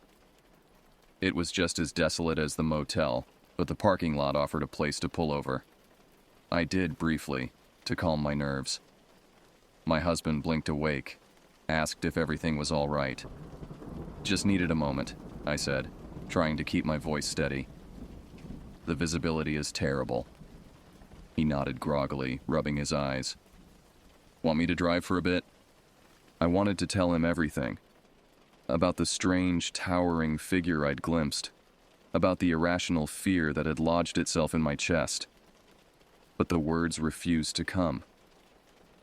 How could I explain what I'd seen, when I barely understood it myself? I just stared at the dripping overhang above the diner's door, half expecting that giant figure to emerge from behind the building. "No, I'm fine," I finally answered. Just needed to rest my eyes for a minute. We didn't stay long. Soon, I was back on the road, forcing myself to concentrate on the dark pavement ahead. I glanced at the clock and realized how little distance we'd covered in what felt like an eternity. Every minute felt stretched and distorted, as if time was slowed down by the anxiety gnawing at me. As the highway wound deeper into darkness, I kept looking into the mirror, certain I'd catch a glimpse of that towering shape following us, only to see fog and empty road. In the passenger seat, my husband stirred again, concerned by my quiet tension, but I just told him I was fine. No point in scaring him until I had my own mind sorted out. The rain intensified, falling in heavy sheets that reduced visibility to mere feet. I could barely make out the white line at the edge of the road. The windshield wipers struggled to keep up, sweeping frantically across the glass only to have their work immediately undone by the deluge. "Maybe we should find somewhere to stop until this passes," my husband suggested, now fully awake and witnessing the severity of the conditions. I shook my head. There's nowhere to stop out here. The truth was, I couldn't bear the thought of being stationary in these woods, not after what I'd seen. Movement, even slow and treacherous movement, felt safer than sitting still. The road narrowed again, hemmed in by steep embankments on both sides. Towering pines loomed overhead, their needles forming a canopy that seemed to trap us in a tunnel of darkness. I felt increasingly claustrophobic, as if the forest itself was closing in around us. A flash of lightning illuminated the scene for a split second, revealing the full extent of our isolation. In that brief moment, I saw nothing but wilderness stretching in all directions. No houses, no other vehicles, just an endless sea of trees swaying in the wind. The subsequent thunder shook the car, reverberating through my already frayed nerves. I tried to focus on practical matters, maintaining a safe speed, keeping the car centered in the lane, watching for fallen branches or flooding. But my mind kept circling back to that impossible silhouette I'd glimpsed earlier. What if it wasn't a trick of light and shadow? What if something truly abnormal was out there in the woods? The rational part of my brain rejected this immediately. There are no monsters, no giants hiding in American forests. Yet the image remained stubbornly fixed in my memory. Too tall, too deliberate in its movement to be easily dismissed. Another lightning flash. Another glimpse of the surrounding forest. This time, I thought I saw something in the tree line to our right. A disturbance in the natural pattern. A vertical shape where horizontal branches should be. But the darkness returned too quickly for me to be certain. "Did you see that?" I asked, my voice tight. My husband peered into the blackness. "See what?" "I don't know. Something by those trees." He squinted, trying to follow my gaze, but the darkness had swallowed whatever I thought I'd seen. "Probably just a tree trunk," he said reassuringly. "The lightning makes everything look strange." I nodded, not wanting to alarm him further, but I knew what I'd seen hadn't been just another tree. It had moved. Or at least, it seemed to have moved in that fractional second of illumination. Soon enough, the road straightened somewhat, and the forest retreated into the background. The uneasy weight on my chest eased slightly, though it never vanished completely. I spent the remaining miles mentally replaying what I'd seen back there, my thoughts racing. Had I really seen something move? Was it just a trick of shadows? But each time I recalled how it had vanished, I shuddered. The memory refused to feel like a simple illusion. We finally passed a sign announcing we were close to the state line. I breathed a cautious sigh of relief. Maybe once we made it into Kentucky, the night would lose its menace, and I could chalk the whole thing up to a creepy roadside hallucination. But something in my gut insisted the memory would linger long after the fog lifted. And as we drove on, I stole one last glance behind us, half convinced that shape was still out there, concealed in the dark, watching me leave. I pulled into the truck stop around midnight. Drawn to its flickering neon sign like a castaway spotting land, fat droplets of rain tapped against the roof as I parked beneath a weak street lamp. Even in that dim light, the place looked worn down. Faded paint, old vending machines humming in the corner, and a few greasy puddles on the asphalt reflected the harsh fluorescent lighting. I sat in the driver's seat for a moment, just letting the engine idle. My husband, now fully awake, looked over at me with worry, no doubt sensing the tension radiating off me. I still hadn't told him about what I witnessed earlier, and part of me didn't know how. It sounded insane, even in my own head. "We should stretch our legs," he said finally, breaking the silence. "And maybe grab some coffee. We've still got a couple hours to go." Despite my reluctance to leave the relative safety of the car, we climbed out. We needed a break from that winding road. The air smelled like diesel and damp concrete. The light above the pumps flickered and buzzed every few seconds, making shadows shrink and grow across the parking lot. That steady pulse kept me on edge. I couldn't stop imagining that giant shape from earlier lurking just beyond the glow. Inside the cramped convenience store, I grabbed a coffee while my husband wandered off to stretch his legs. The fluorescent lights hummed overhead, casting a harsh glow that made everyone look sickly and worn. A lone cashier stood behind the counter, staring blankly at a small television playing an old sitcom rerun. Two truck drivers sat at a small table in the corner, speaking in hushed tones over styrofoam cups of coffee. I opened a search on my phone, half embarrassed to type keywords like massive tree creature, Tennessee cryptid, anything that might explain what I'd seen. Nothing relevant popped up. Just a scattering of myths and rumors about odd shapes in the woods. Local ghost stories or sightings that never went anywhere. The lack of answers made me feel more alone than ever. I approached the cashier, a weathered woman in her 60s with dark circles under her eyes. "Nasty night out there," I ventured. She nodded without enthusiasm. "Been like this for 3 days now." "We just came through the mountain pass," I said, trying to sound casual. "Barely saw another soul on the road." Not surprised. Locals know better than to drive that stretch in weather like this. Something about her tone made me pause. "What do you mean by that?" She shrugged, eyes darting briefly to the window before returning to me. "Just not safe with the visibility so poor. Those curves can be treacherous." There was something she wasn't saying. I was certain of it. I leaned in slightly. "I thought I saw something strange back there, in the woods." Her expression didn't change, but I noticed her fingers tighten around the pen she was holding. "Lots of wildlife in those parts," she said dismissively. "This wasn't wildlife," I insisted.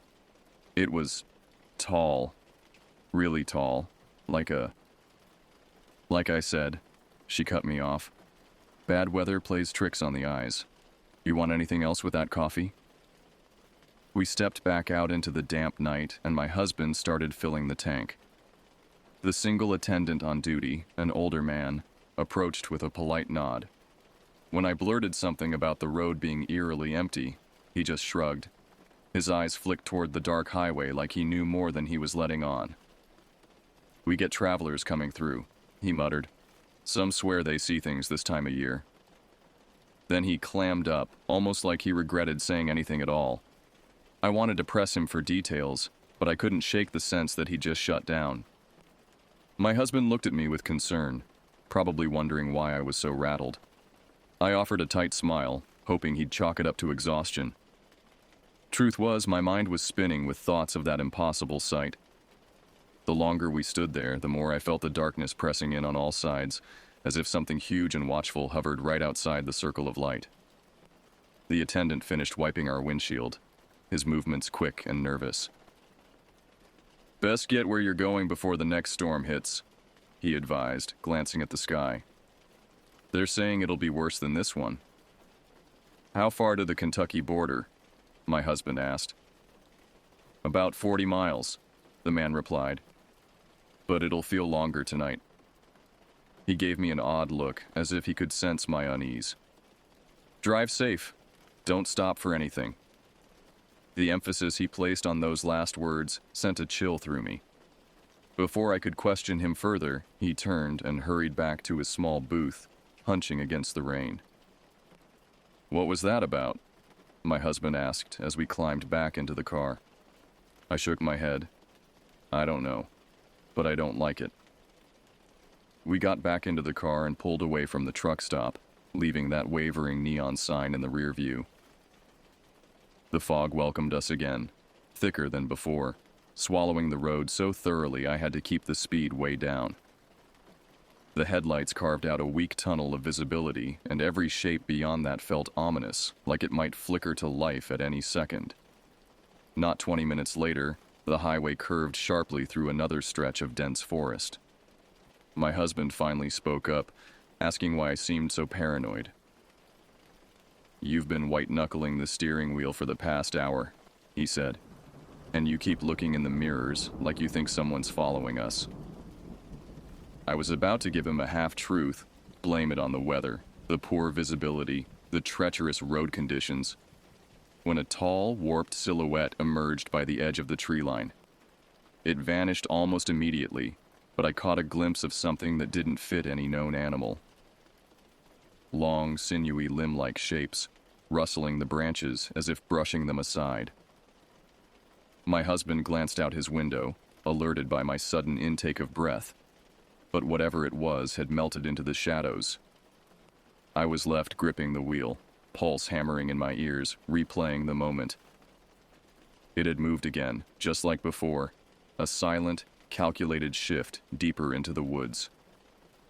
I pressed my foot down on the accelerator, not caring about the slick road anymore. All I wanted was distance between us and whatever lurked in those trees. "Whoa, slow down," my husband urged, bracing himself against the dashboard. What's going on with you? He started to ask what I saw.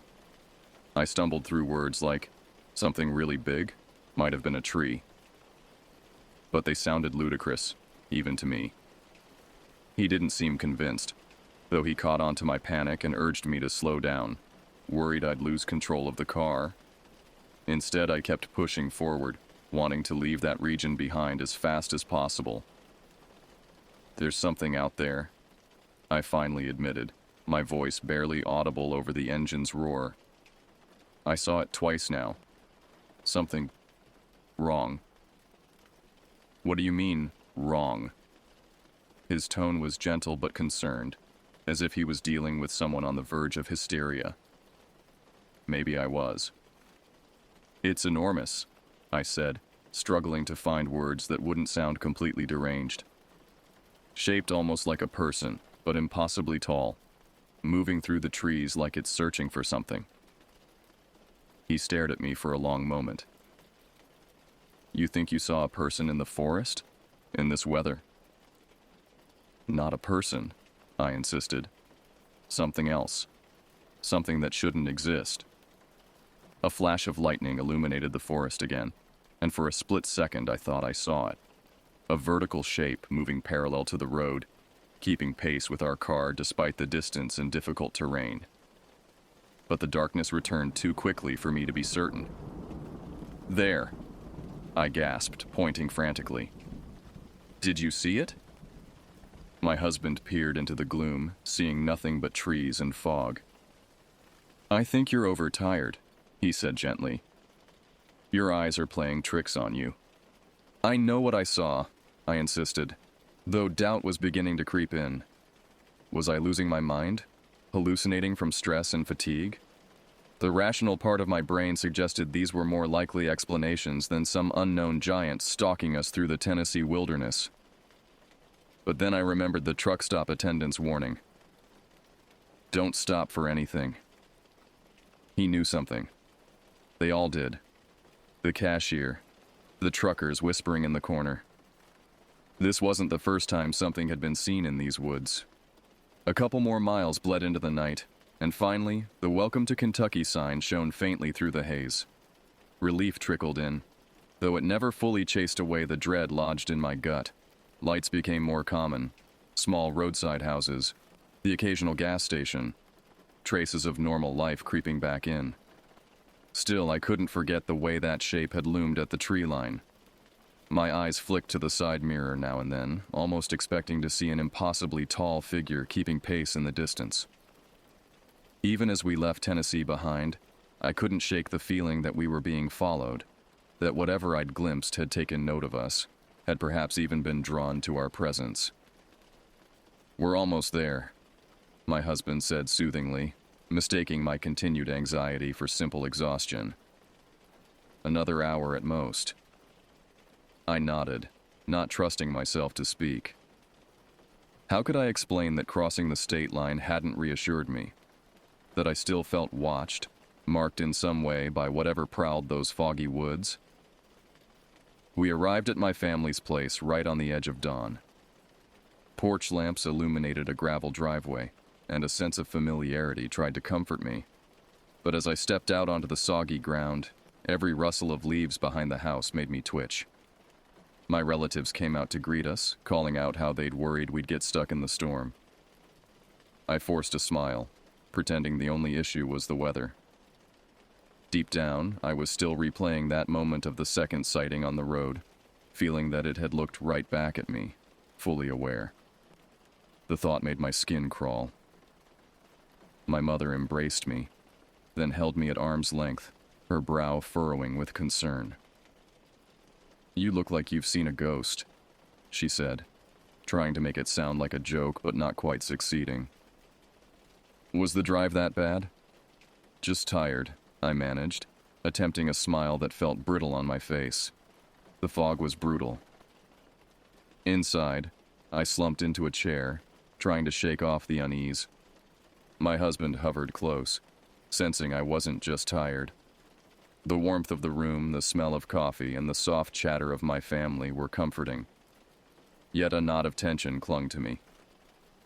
Each time a branch tapped against the window, I thought about what might be out there, looming in the dark, waiting. My father, a practical man who'd spent 40 years working in the logging industry, noticed my jumpiness. "You all right, kid?" he asked, using the nickname he'd given me when I was 8. "You look strung tight as a bow." For a moment I considered telling him everything, about the towering figure I'd seen, about the strange behavior of the people at the truck stop, about the inexplicable feeling of being watched that still hadn't left me. But what would be the point? He'd either think I was hallucinating from exhaustion or making up stories to explain away simple road anxiety. "Just need some rest," I said instead. It was a long drive. He nodded, seemingly satisfied with this explanation, though I caught him exchanging a concerned glance with my husband when he thought I wasn't looking. My sister arrived later that morning with her 2 children. The house filled with noise and activity, providing a welcome distraction from my dark thoughts. I threw myself into family activities, helping prepare lunch, playing board games with the kids, catching up on family gossip. Anything to keep my mind from drifting back to those moments on the foggy highway. But as the day wore on, I found myself repeatedly drawn to the windows, staring out at the tree line that bordered my parents' property. The weather remained dismal, with low clouds and intermittent rain shrouding the distant hills. Perfect conditions, I thought grimly, for something to hide. "You keep looking outside," my husband observed quietly, coming to stand beside me as I gazed out at the dripping trees. "What are you expecting to see?" I shook my head, unwilling to voice my irrational fears. "Nothing. Just checking if the weather's clearing up." He placed a hand on my shoulder, his touch gentle but insistent. "Talk to me," he urged. "Something happened on that drive. Something that scared you." I turned to face him, struggling with how to begin. How do you explain seeing something that shouldn't exist? Something that defies categorization and rational thought? "I saw something in the forest," I finally admitted, keeping my voice low to avoid being overheard by the rest of the family. "Twice. It was huge. Taller than any human could possibly be, moving through the trees like it was hunting." Instead of dismissing me outright, he studied my face with a mixture of concern and confusion. "You're serious," he said. It wasn't a question. "I know how it sounds," I replied. "But I know what I saw, and I think the locals know about it too. The people at that truck stop. They were acting strange, like they were afraid to talk about something." The rest of the day passed in a blur of half-hearted conversation and restless pacing. Nobody else knew about the haunting images stuck in my mind.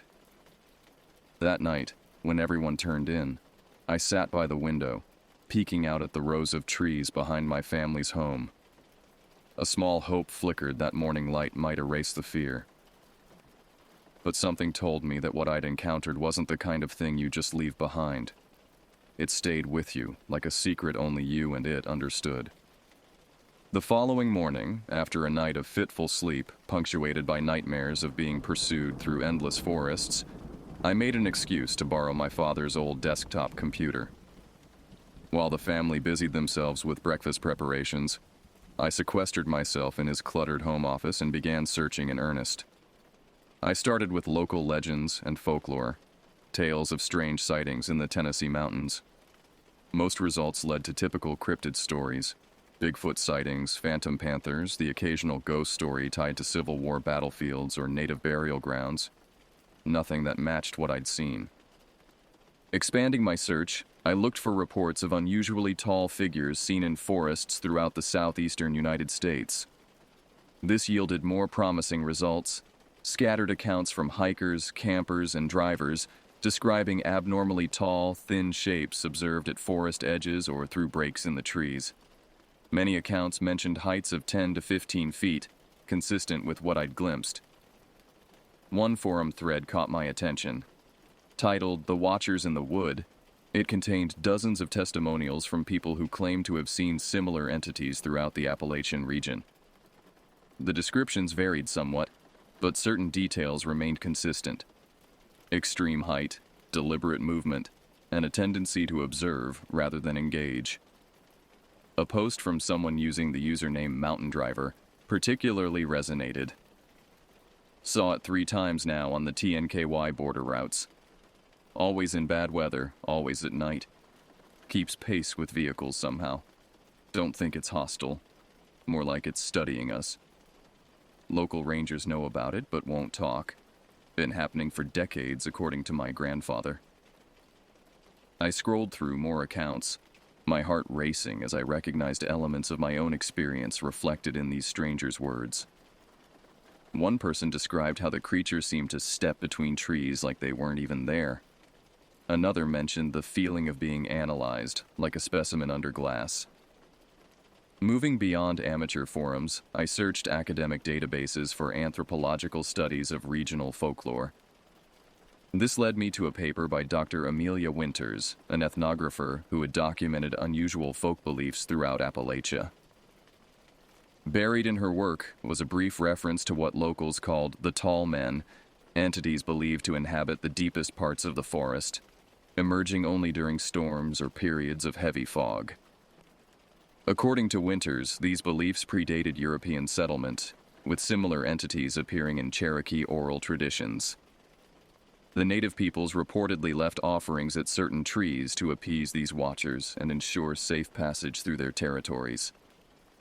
My research was interrupted by my husband, who entered the office with a concerned expression. "Your mom sent me to find you," he said. "Breakfast is getting cold." I minimized the browser window hastily. "Sorry, lost track of time." He studied me for a moment. "More research about what you saw?" I nodded, not bothering to deny it. "There are others, you know. Other people who've seen the same thing. Dozens of them, all through these mountains." He sat on the edge of the desk, his expression troubled. "I believe that you saw something," he said carefully. "I'm just not sure what to make of it." "I'm not either," I admitted, "but I need to understand it. I need to know what's out there." "Just..." He hesitated. "Be careful, okay? Don't get obsessed with this. Sometimes it's better not to know everything." His words stayed with me as I rejoined the family, going through the motions of normal interaction while my mind remained fixated on what I'd discovered. The idea that these entities, whatever they were, had been observed for generations somehow made my experience both more credible and more unsettling. After breakfast, I excused myself for a walk, needing fresh air and solitude to process my thoughts. The rain had finally stopped, though the sky remained overcast and threatening. I followed a path that led from my parents' backyard into the surrounding woods, aware of the irony in seeking answers in an environment so similar to where my ordeal had begun. The forest was quiet, with only the occasional drip of water from saturated leaves breaking the silence. I moved slowly, hyper-aware of my surroundings, scanning the trees for any sign of unusual movement or shapes that didn't belong. About a quarter-mile from the house, I came across an ancient oak, its massive trunk split down the middle as if struck by lightning decades ago. Something about it stopped me in my tracks. Hanging from one of the lower branches was a small cloth pouch, weathered and faded, but clearly placed there deliberately. I approached cautiously, remembering Dr. Winter's mention of offerings left at certain trees. The pouch was tied with twine and appeared to contain small objects. I could feel them shift as I gently prodded the fabric. Without opening it, I carefully returned it to its position on the branch. Standing there beneath the towering oak, I felt a prickling sensation at the back of my neck. The unmistakable feeling of being watched. I turned slowly, scanning the surrounding forest, but saw nothing unusual. Just trees and underbrush, and the occasional bird flitting between branches. And yet the feeling persisted. Something was observing me. I was certain of it. Whether it was the same entity I'd glimpsed on the highway or some other forest presence, I couldn't say. But in that moment, I understood on a visceral level why humans have always approached wilderness with a mixture of awe and fear. The forest isn't empty. It never has been. We're just usually too loud, too distracted, too removed from our primal instincts to notice what watches us from the shadows. The rest of our visit passed without incident, though I remained on edge, constantly scanning the tree line for unusual shapes or movement. My husband tried to distract me with family activities and reminiscences, but he could tell my mind was elsewhere. On our final night, as we packed for the return journey the following morning, he finally confronted me about it. "You're still thinking about what you saw," he said. "Not an accusation, just a statement of fact." "I can't help it," I replied, folding a sweater with mechanical precision. "It's like, once you see something like that, you can't unsee it, can't unfeel what it did to you." He sat beside me on the bed, his expression troubled. "What exactly do you think it was?" I paused, considering the question seriously. After days of research and reflection, I still had no definitive answer. "I don't know," I admitted. "Something that's been here longer than us, maybe. Something that watches from the edges of our world, but rarely intersects with it." "That sounds like fantasy," he said gently. "Maybe," I conceded. "But there are too many accounts spanning too many years for all of it to be mass hallucination or misidentification. Something is out there, something real, even if we don't have a proper framework to understand it." That night I dreamed of forests, endless expanses of ancient trees stretching in all directions. I was moving through them, not walking but gliding, seeing the world from an impossible height. Animals scattered at my approach, sensing something other than human. In the dream, I understood what it was to be ancient and patient, to observe the brief, frantic lives of humans with detached curiosity. I woke before dawn, the dream still vivid in my mind. Rain pattered against the window, a gentle reminder that our journey home would likely face the same challenging conditions as our arrival. Strangely, the thought didn't fill me with the same dread it might have days earlier. We set out after an early breakfast. My family's concerns about the weather met with reassurances that we'd be careful. The fog hung low over the landscape as we pulled away from the house, reducing the familiar surroundings to ghostly outlines. My husband took the first driving shift, allowing me to stare out at the passing scenery, lost in thought. As we approached the Tennessee border, I felt a subtle shift in the atmosphere, a return of that strange electric tension I'd experienced days earlier. The forests seemed denser here, older somehow, the trees pressing closer to the road as if reaching for the passing cars. "We can take a different route," my husband offered, noticing my increased vigilance. "Add a couple hours, but avoid the mountain pass." I considered it briefly before shaking my head. "No, I need to go back the same way. I need to... I don't know. Face it, I guess." He nodded, understanding, without fully understanding. As we crossed into Tennessee, the rain intensified, sheets of water cascading over the windshield faster than the wipers could clear it. The road wound upward into the mountains, visibility reduced to mere yards ahead. "I'll take over," I said, when we stopped for gas at a small station just off the highway. My husband seemed relieved, perhaps sensing that this was something I needed to do. Back behind the wheel, I felt an odd calm settle over me as we approached the stretch of road where I'd had my first sighting.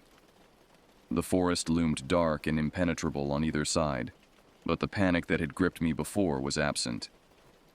In its place was a strange sort of acceptance, not of danger, but of mystery.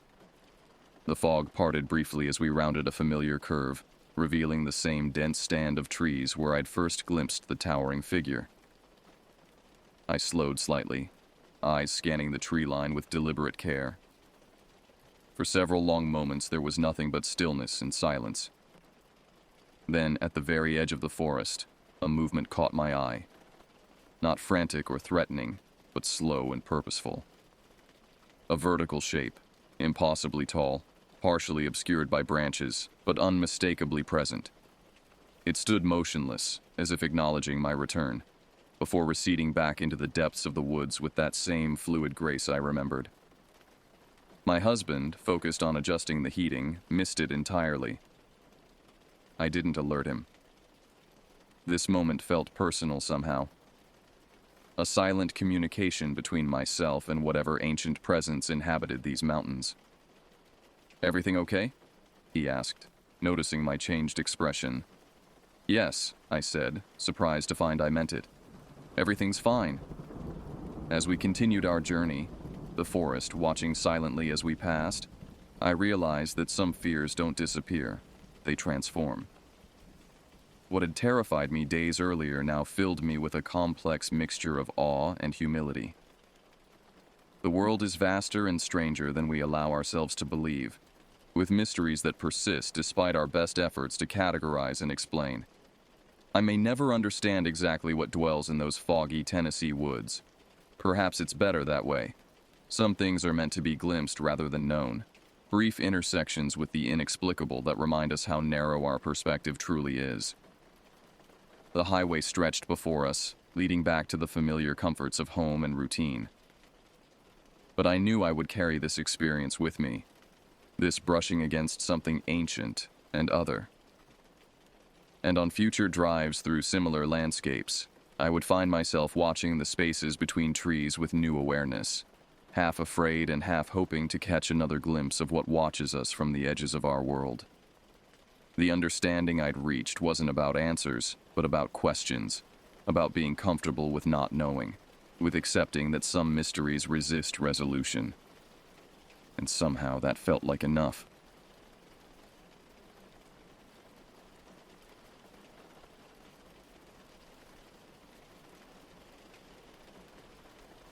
The first rule of backcountry hiking is to tell someone where you're going. I broke that rule in September 2023, when I decided on a whim to tackle the lesser-known northern trail of Cascade Ridge. My 32-year-old self was desperate for solitude after a brutal year at work. No cell reception, no emails, just me and miles of ancient forest. The ranger station was closed when I arrived. Budget cuts had reduced hours to weekends only. I scribbled my intended route on the sign-in sheet and dropped it through the mail slot, but later learned it had slipped behind a cabinet. For all practical purposes, I had vanished into 127,000 acres of wilderness without a trace. The first day passed uneventfully. I hiked 8 miles through dense pine forest, setting up camp near a small stream just as daylight began to fade. The isolation was immediate and complete. That particular sensation of being utterly alone that's both liberating and unsettling. As darkness fell, I built a small fire and heated my dehydrated meal. That's when I first noticed something odd. The forest had gone silent. Anyone who spent time in the wilderness knows the typical progression of sounds. The daytime birds give way to nocturnal creatures, insects hum, small animals rustle. But around me was complete silence, as if everything living had collectively decided to hold its breath.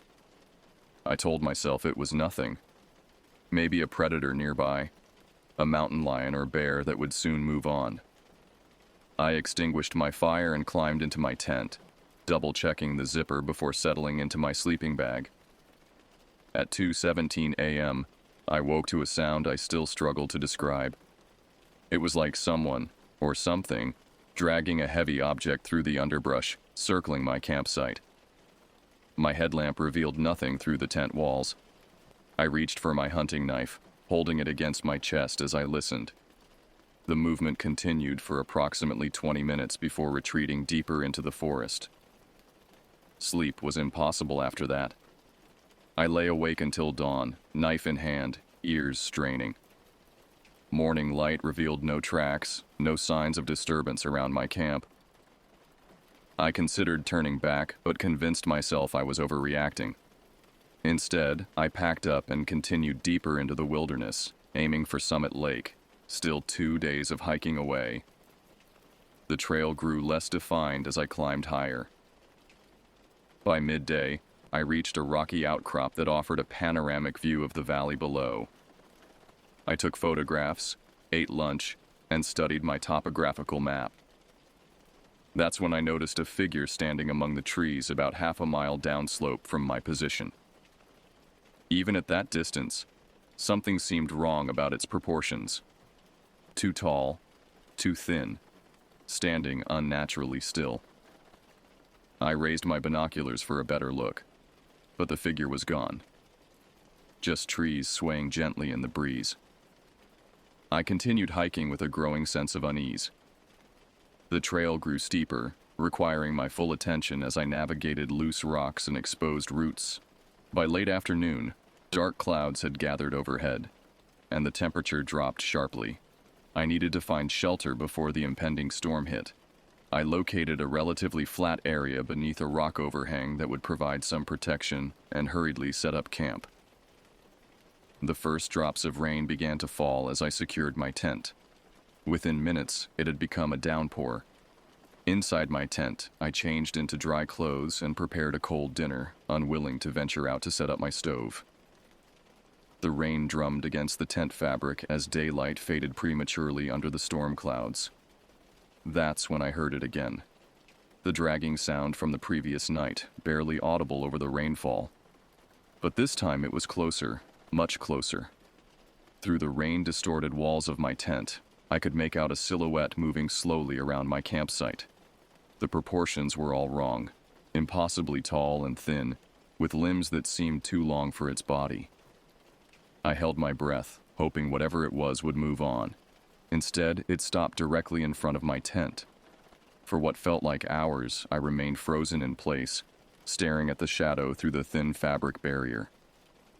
It made no sound, no movement. Just stood there, as if waiting. Eventually, exhaustion overcame fear, and I fell into a fitful sleep. When I awoke the next morning, the rain had stopped. I unzipped my tent with trembling hands, half expecting to find something waiting outside. There was nothing. But in the mud around my tent were tracks unlike any I'd seen before. Deep impressions that resembled human footprints but were too narrow, too long, with what appeared to be only 4 toes. I told myself they were distorted by the rain, that they belonged to a bear or some other known predator. I told myself many things as I broke camp in record time, my hands shaking so badly I could barely roll my sleeping bag. I abandoned my plan to reach Summit Lake. Instead, I would take the fastest route back to civilization. According to my map, there was a ranger outpost approximately 15 miles east. If I pushed hard, I could reach it by nightfall. As I shouldered my pack and prepared to leave, I noticed something that stopped me cold. Hanging from a branch at the edge of my campsite was a small bundle of twigs and pine needles, bound together with what looked like human hair. I didn't touch the strange bundle. Some primal instinct warned against it. Instead, I photographed it, then hurried away from my campsite, repeatedly checking my map and compass. The storm had disoriented me, and the trail had all but disappeared under a carpet of fallen leaves and debris. By midday, the forest had changed character. The trees stood further apart here, allowing shafts of sunlight to penetrate to the forest floor. Ordinarily, this would have been a welcome change from the dense canopy, but now each pool of light felt like an exposure, a vulnerability. I stopped briefly to refill my water bottles at a small stream, using my filter pump to purify the water. As I worked, I caught a flicker of movement in my peripheral vision. I turned quickly, scanning the trees, but saw nothing unusual. Still, the sensation of being watched grew stronger. I finished filling my bottles and continued east, walking faster now, occasionally breaking into a jog where the terrain allowed. Around 3 in the afternoon, I found myself at an unfamiliar junction. My map showed no diverging trails in this area. Both paths looked equally used. or equally unused. After a moment's hesitation, I chose the right fork, marking a nearby tree with a small piece of surveyor's tape from my pack. An hour later, I emerged from a dense thicket to find myself facing the same junction, approaching from a different direction. My piece of tape fluttered on the same tree. Somehow, I had walked in a circle. This was impossible. I had maintained a consistent eastward heading, checking my compass regularly. Yet here I was, back where I started. Panic threatened to overwhelm me. I forced myself to sit down, drink some water, and think rationally. Maps can be wrong. Compasses can malfunction near certain mineral deposits. There were logical explanations. I chose the left fork this time, moving quickly, constantly checking my compass. The needle swung wildly, settling briefly in one direction before spinning to another. Electronic interference, I told myself. Or a strange magnetic anomaly in the rocks. Not something tracking me, hurting me. The sun was now low on the horizon.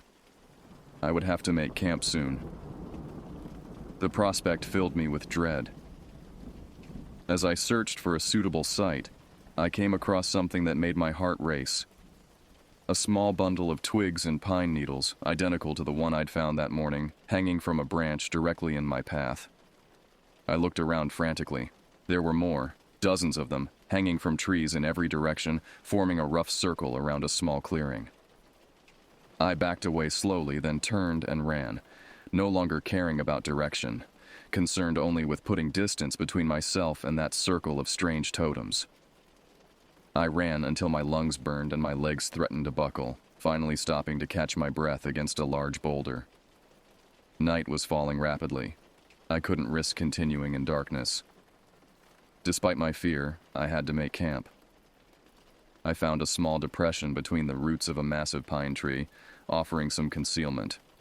I set up my tent with shaking hands, not bothering with the rainfly, wanting to be able to see in all directions. I placed my hunting knife and a heavy flashlight beside my sleeping bag. I didn't build a fire.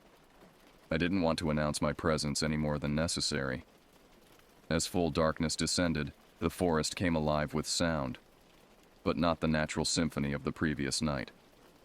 These were deliberate sounds, wood knocking against wood, a rhythmic pattern that seemed to circle my position.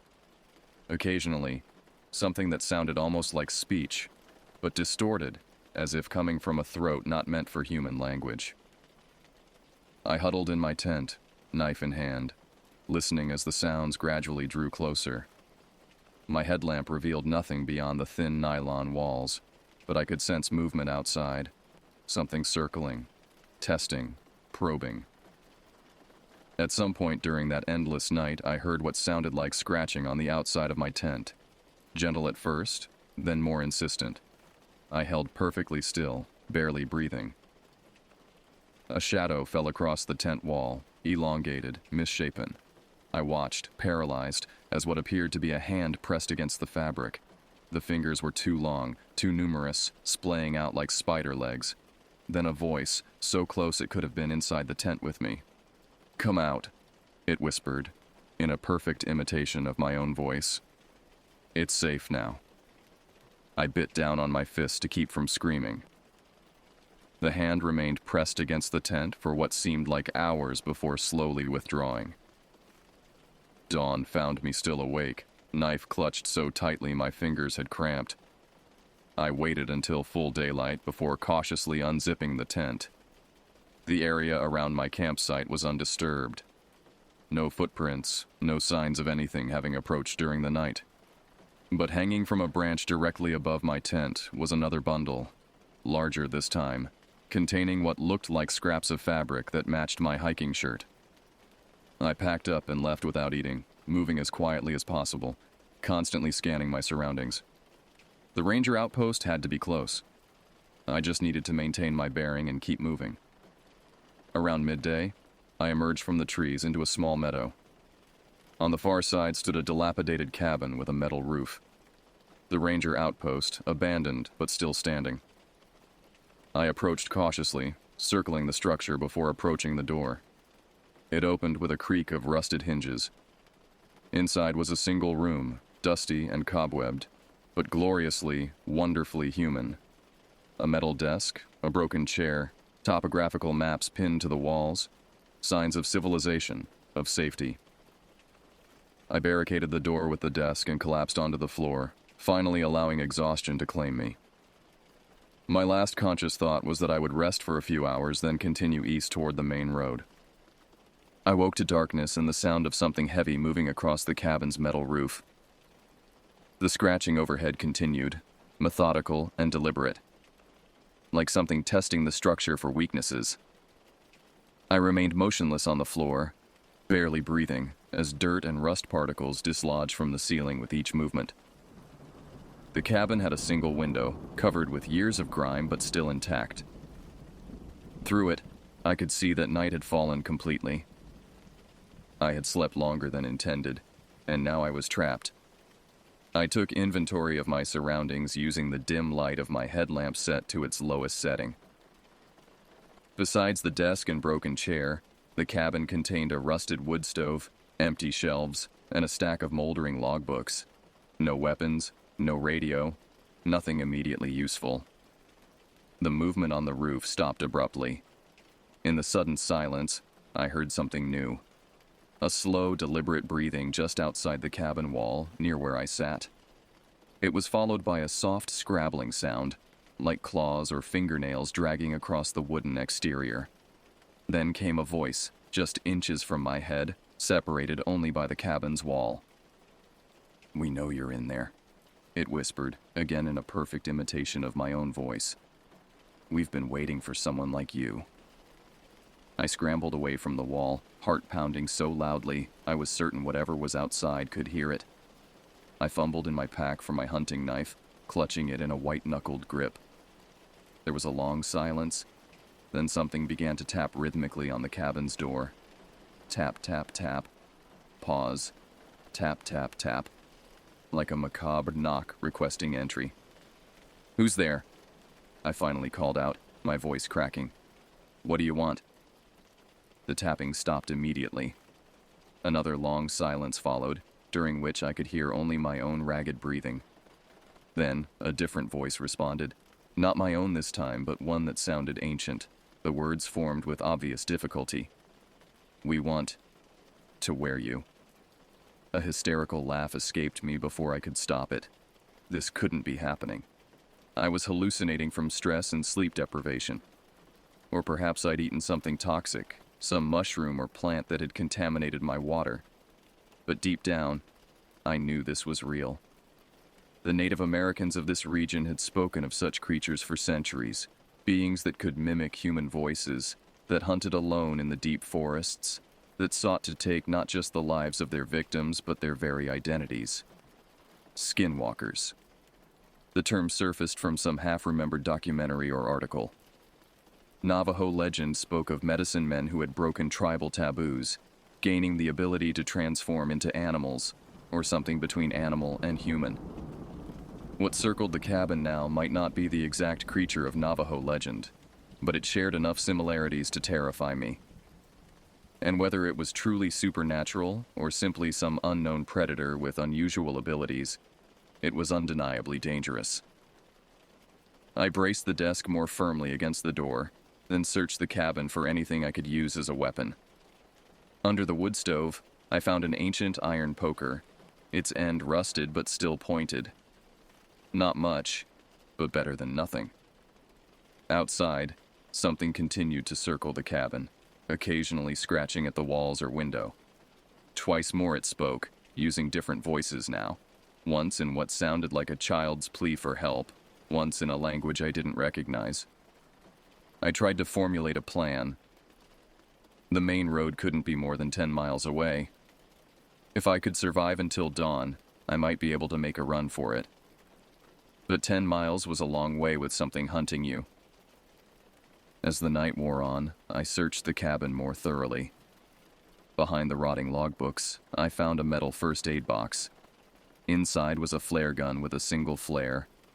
Ancient, possibly non-functional, but worth trying if things became desperate. Around 3 in the morning, by my watch's reckoning, the siege intensified. The scratching became more aggressive, focusing on the door and window. The desk blocking the door began to inch forward as something pushed against it from outside. The single window pane developed a crack that spread slowly across its surface.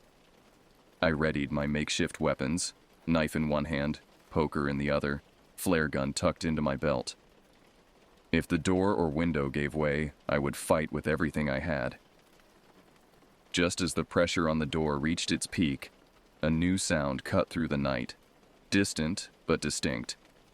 A helicopter, its searchlight sweeping over the forest canopy perhaps a mile away. The assault on the cabin ceased instantly. I heard a rapid movement away from the structure, branches breaking as something large moved quickly through the underbrush. I grabbed the flare gun and ran to the window, frantically cleaning a section of glass with my sleeve. The helicopter was still visible, its searchlight methodically scanning the forest. A rescue operation, perhaps for another lost hiker. My salvation, if I could attract their attention. I forced the window open, its frame protesting after years of disuse. Taking careful aim, I fired the flare gun into the night sky.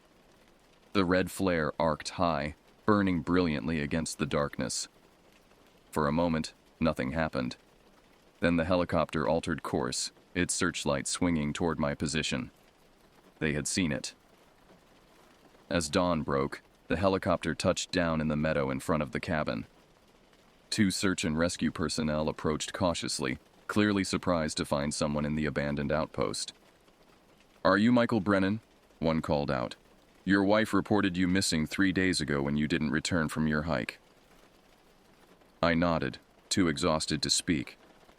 As they led me toward the helicopter, I glanced back at the forest edge. For just a moment, I thought I saw a figure standing among the trees, impossibly tall, impossibly thin, watching as I was led away. When I looked again, there was nothing there. Just trees swaying in the morning breeze. The helicopter carried me to a regional hospital where doctors treated me for dehydration, exposure, and what they referred to as acute stress reaction. My wife arrived shortly after, her face a mixture of relief and lingering worry. "You were missing for 5 days," she told me, squeezing my hand. "What happened out there?" I couldn't answer immediately. How could I explain what I had experienced without sounding completely unhinged? So I told a simplified version. I got lost, my compass malfunctioned. I took shelter in an abandoned ranger outpost, and I was lucky enough to spot a search and rescue helicopter. The doctors kept me overnight for observation.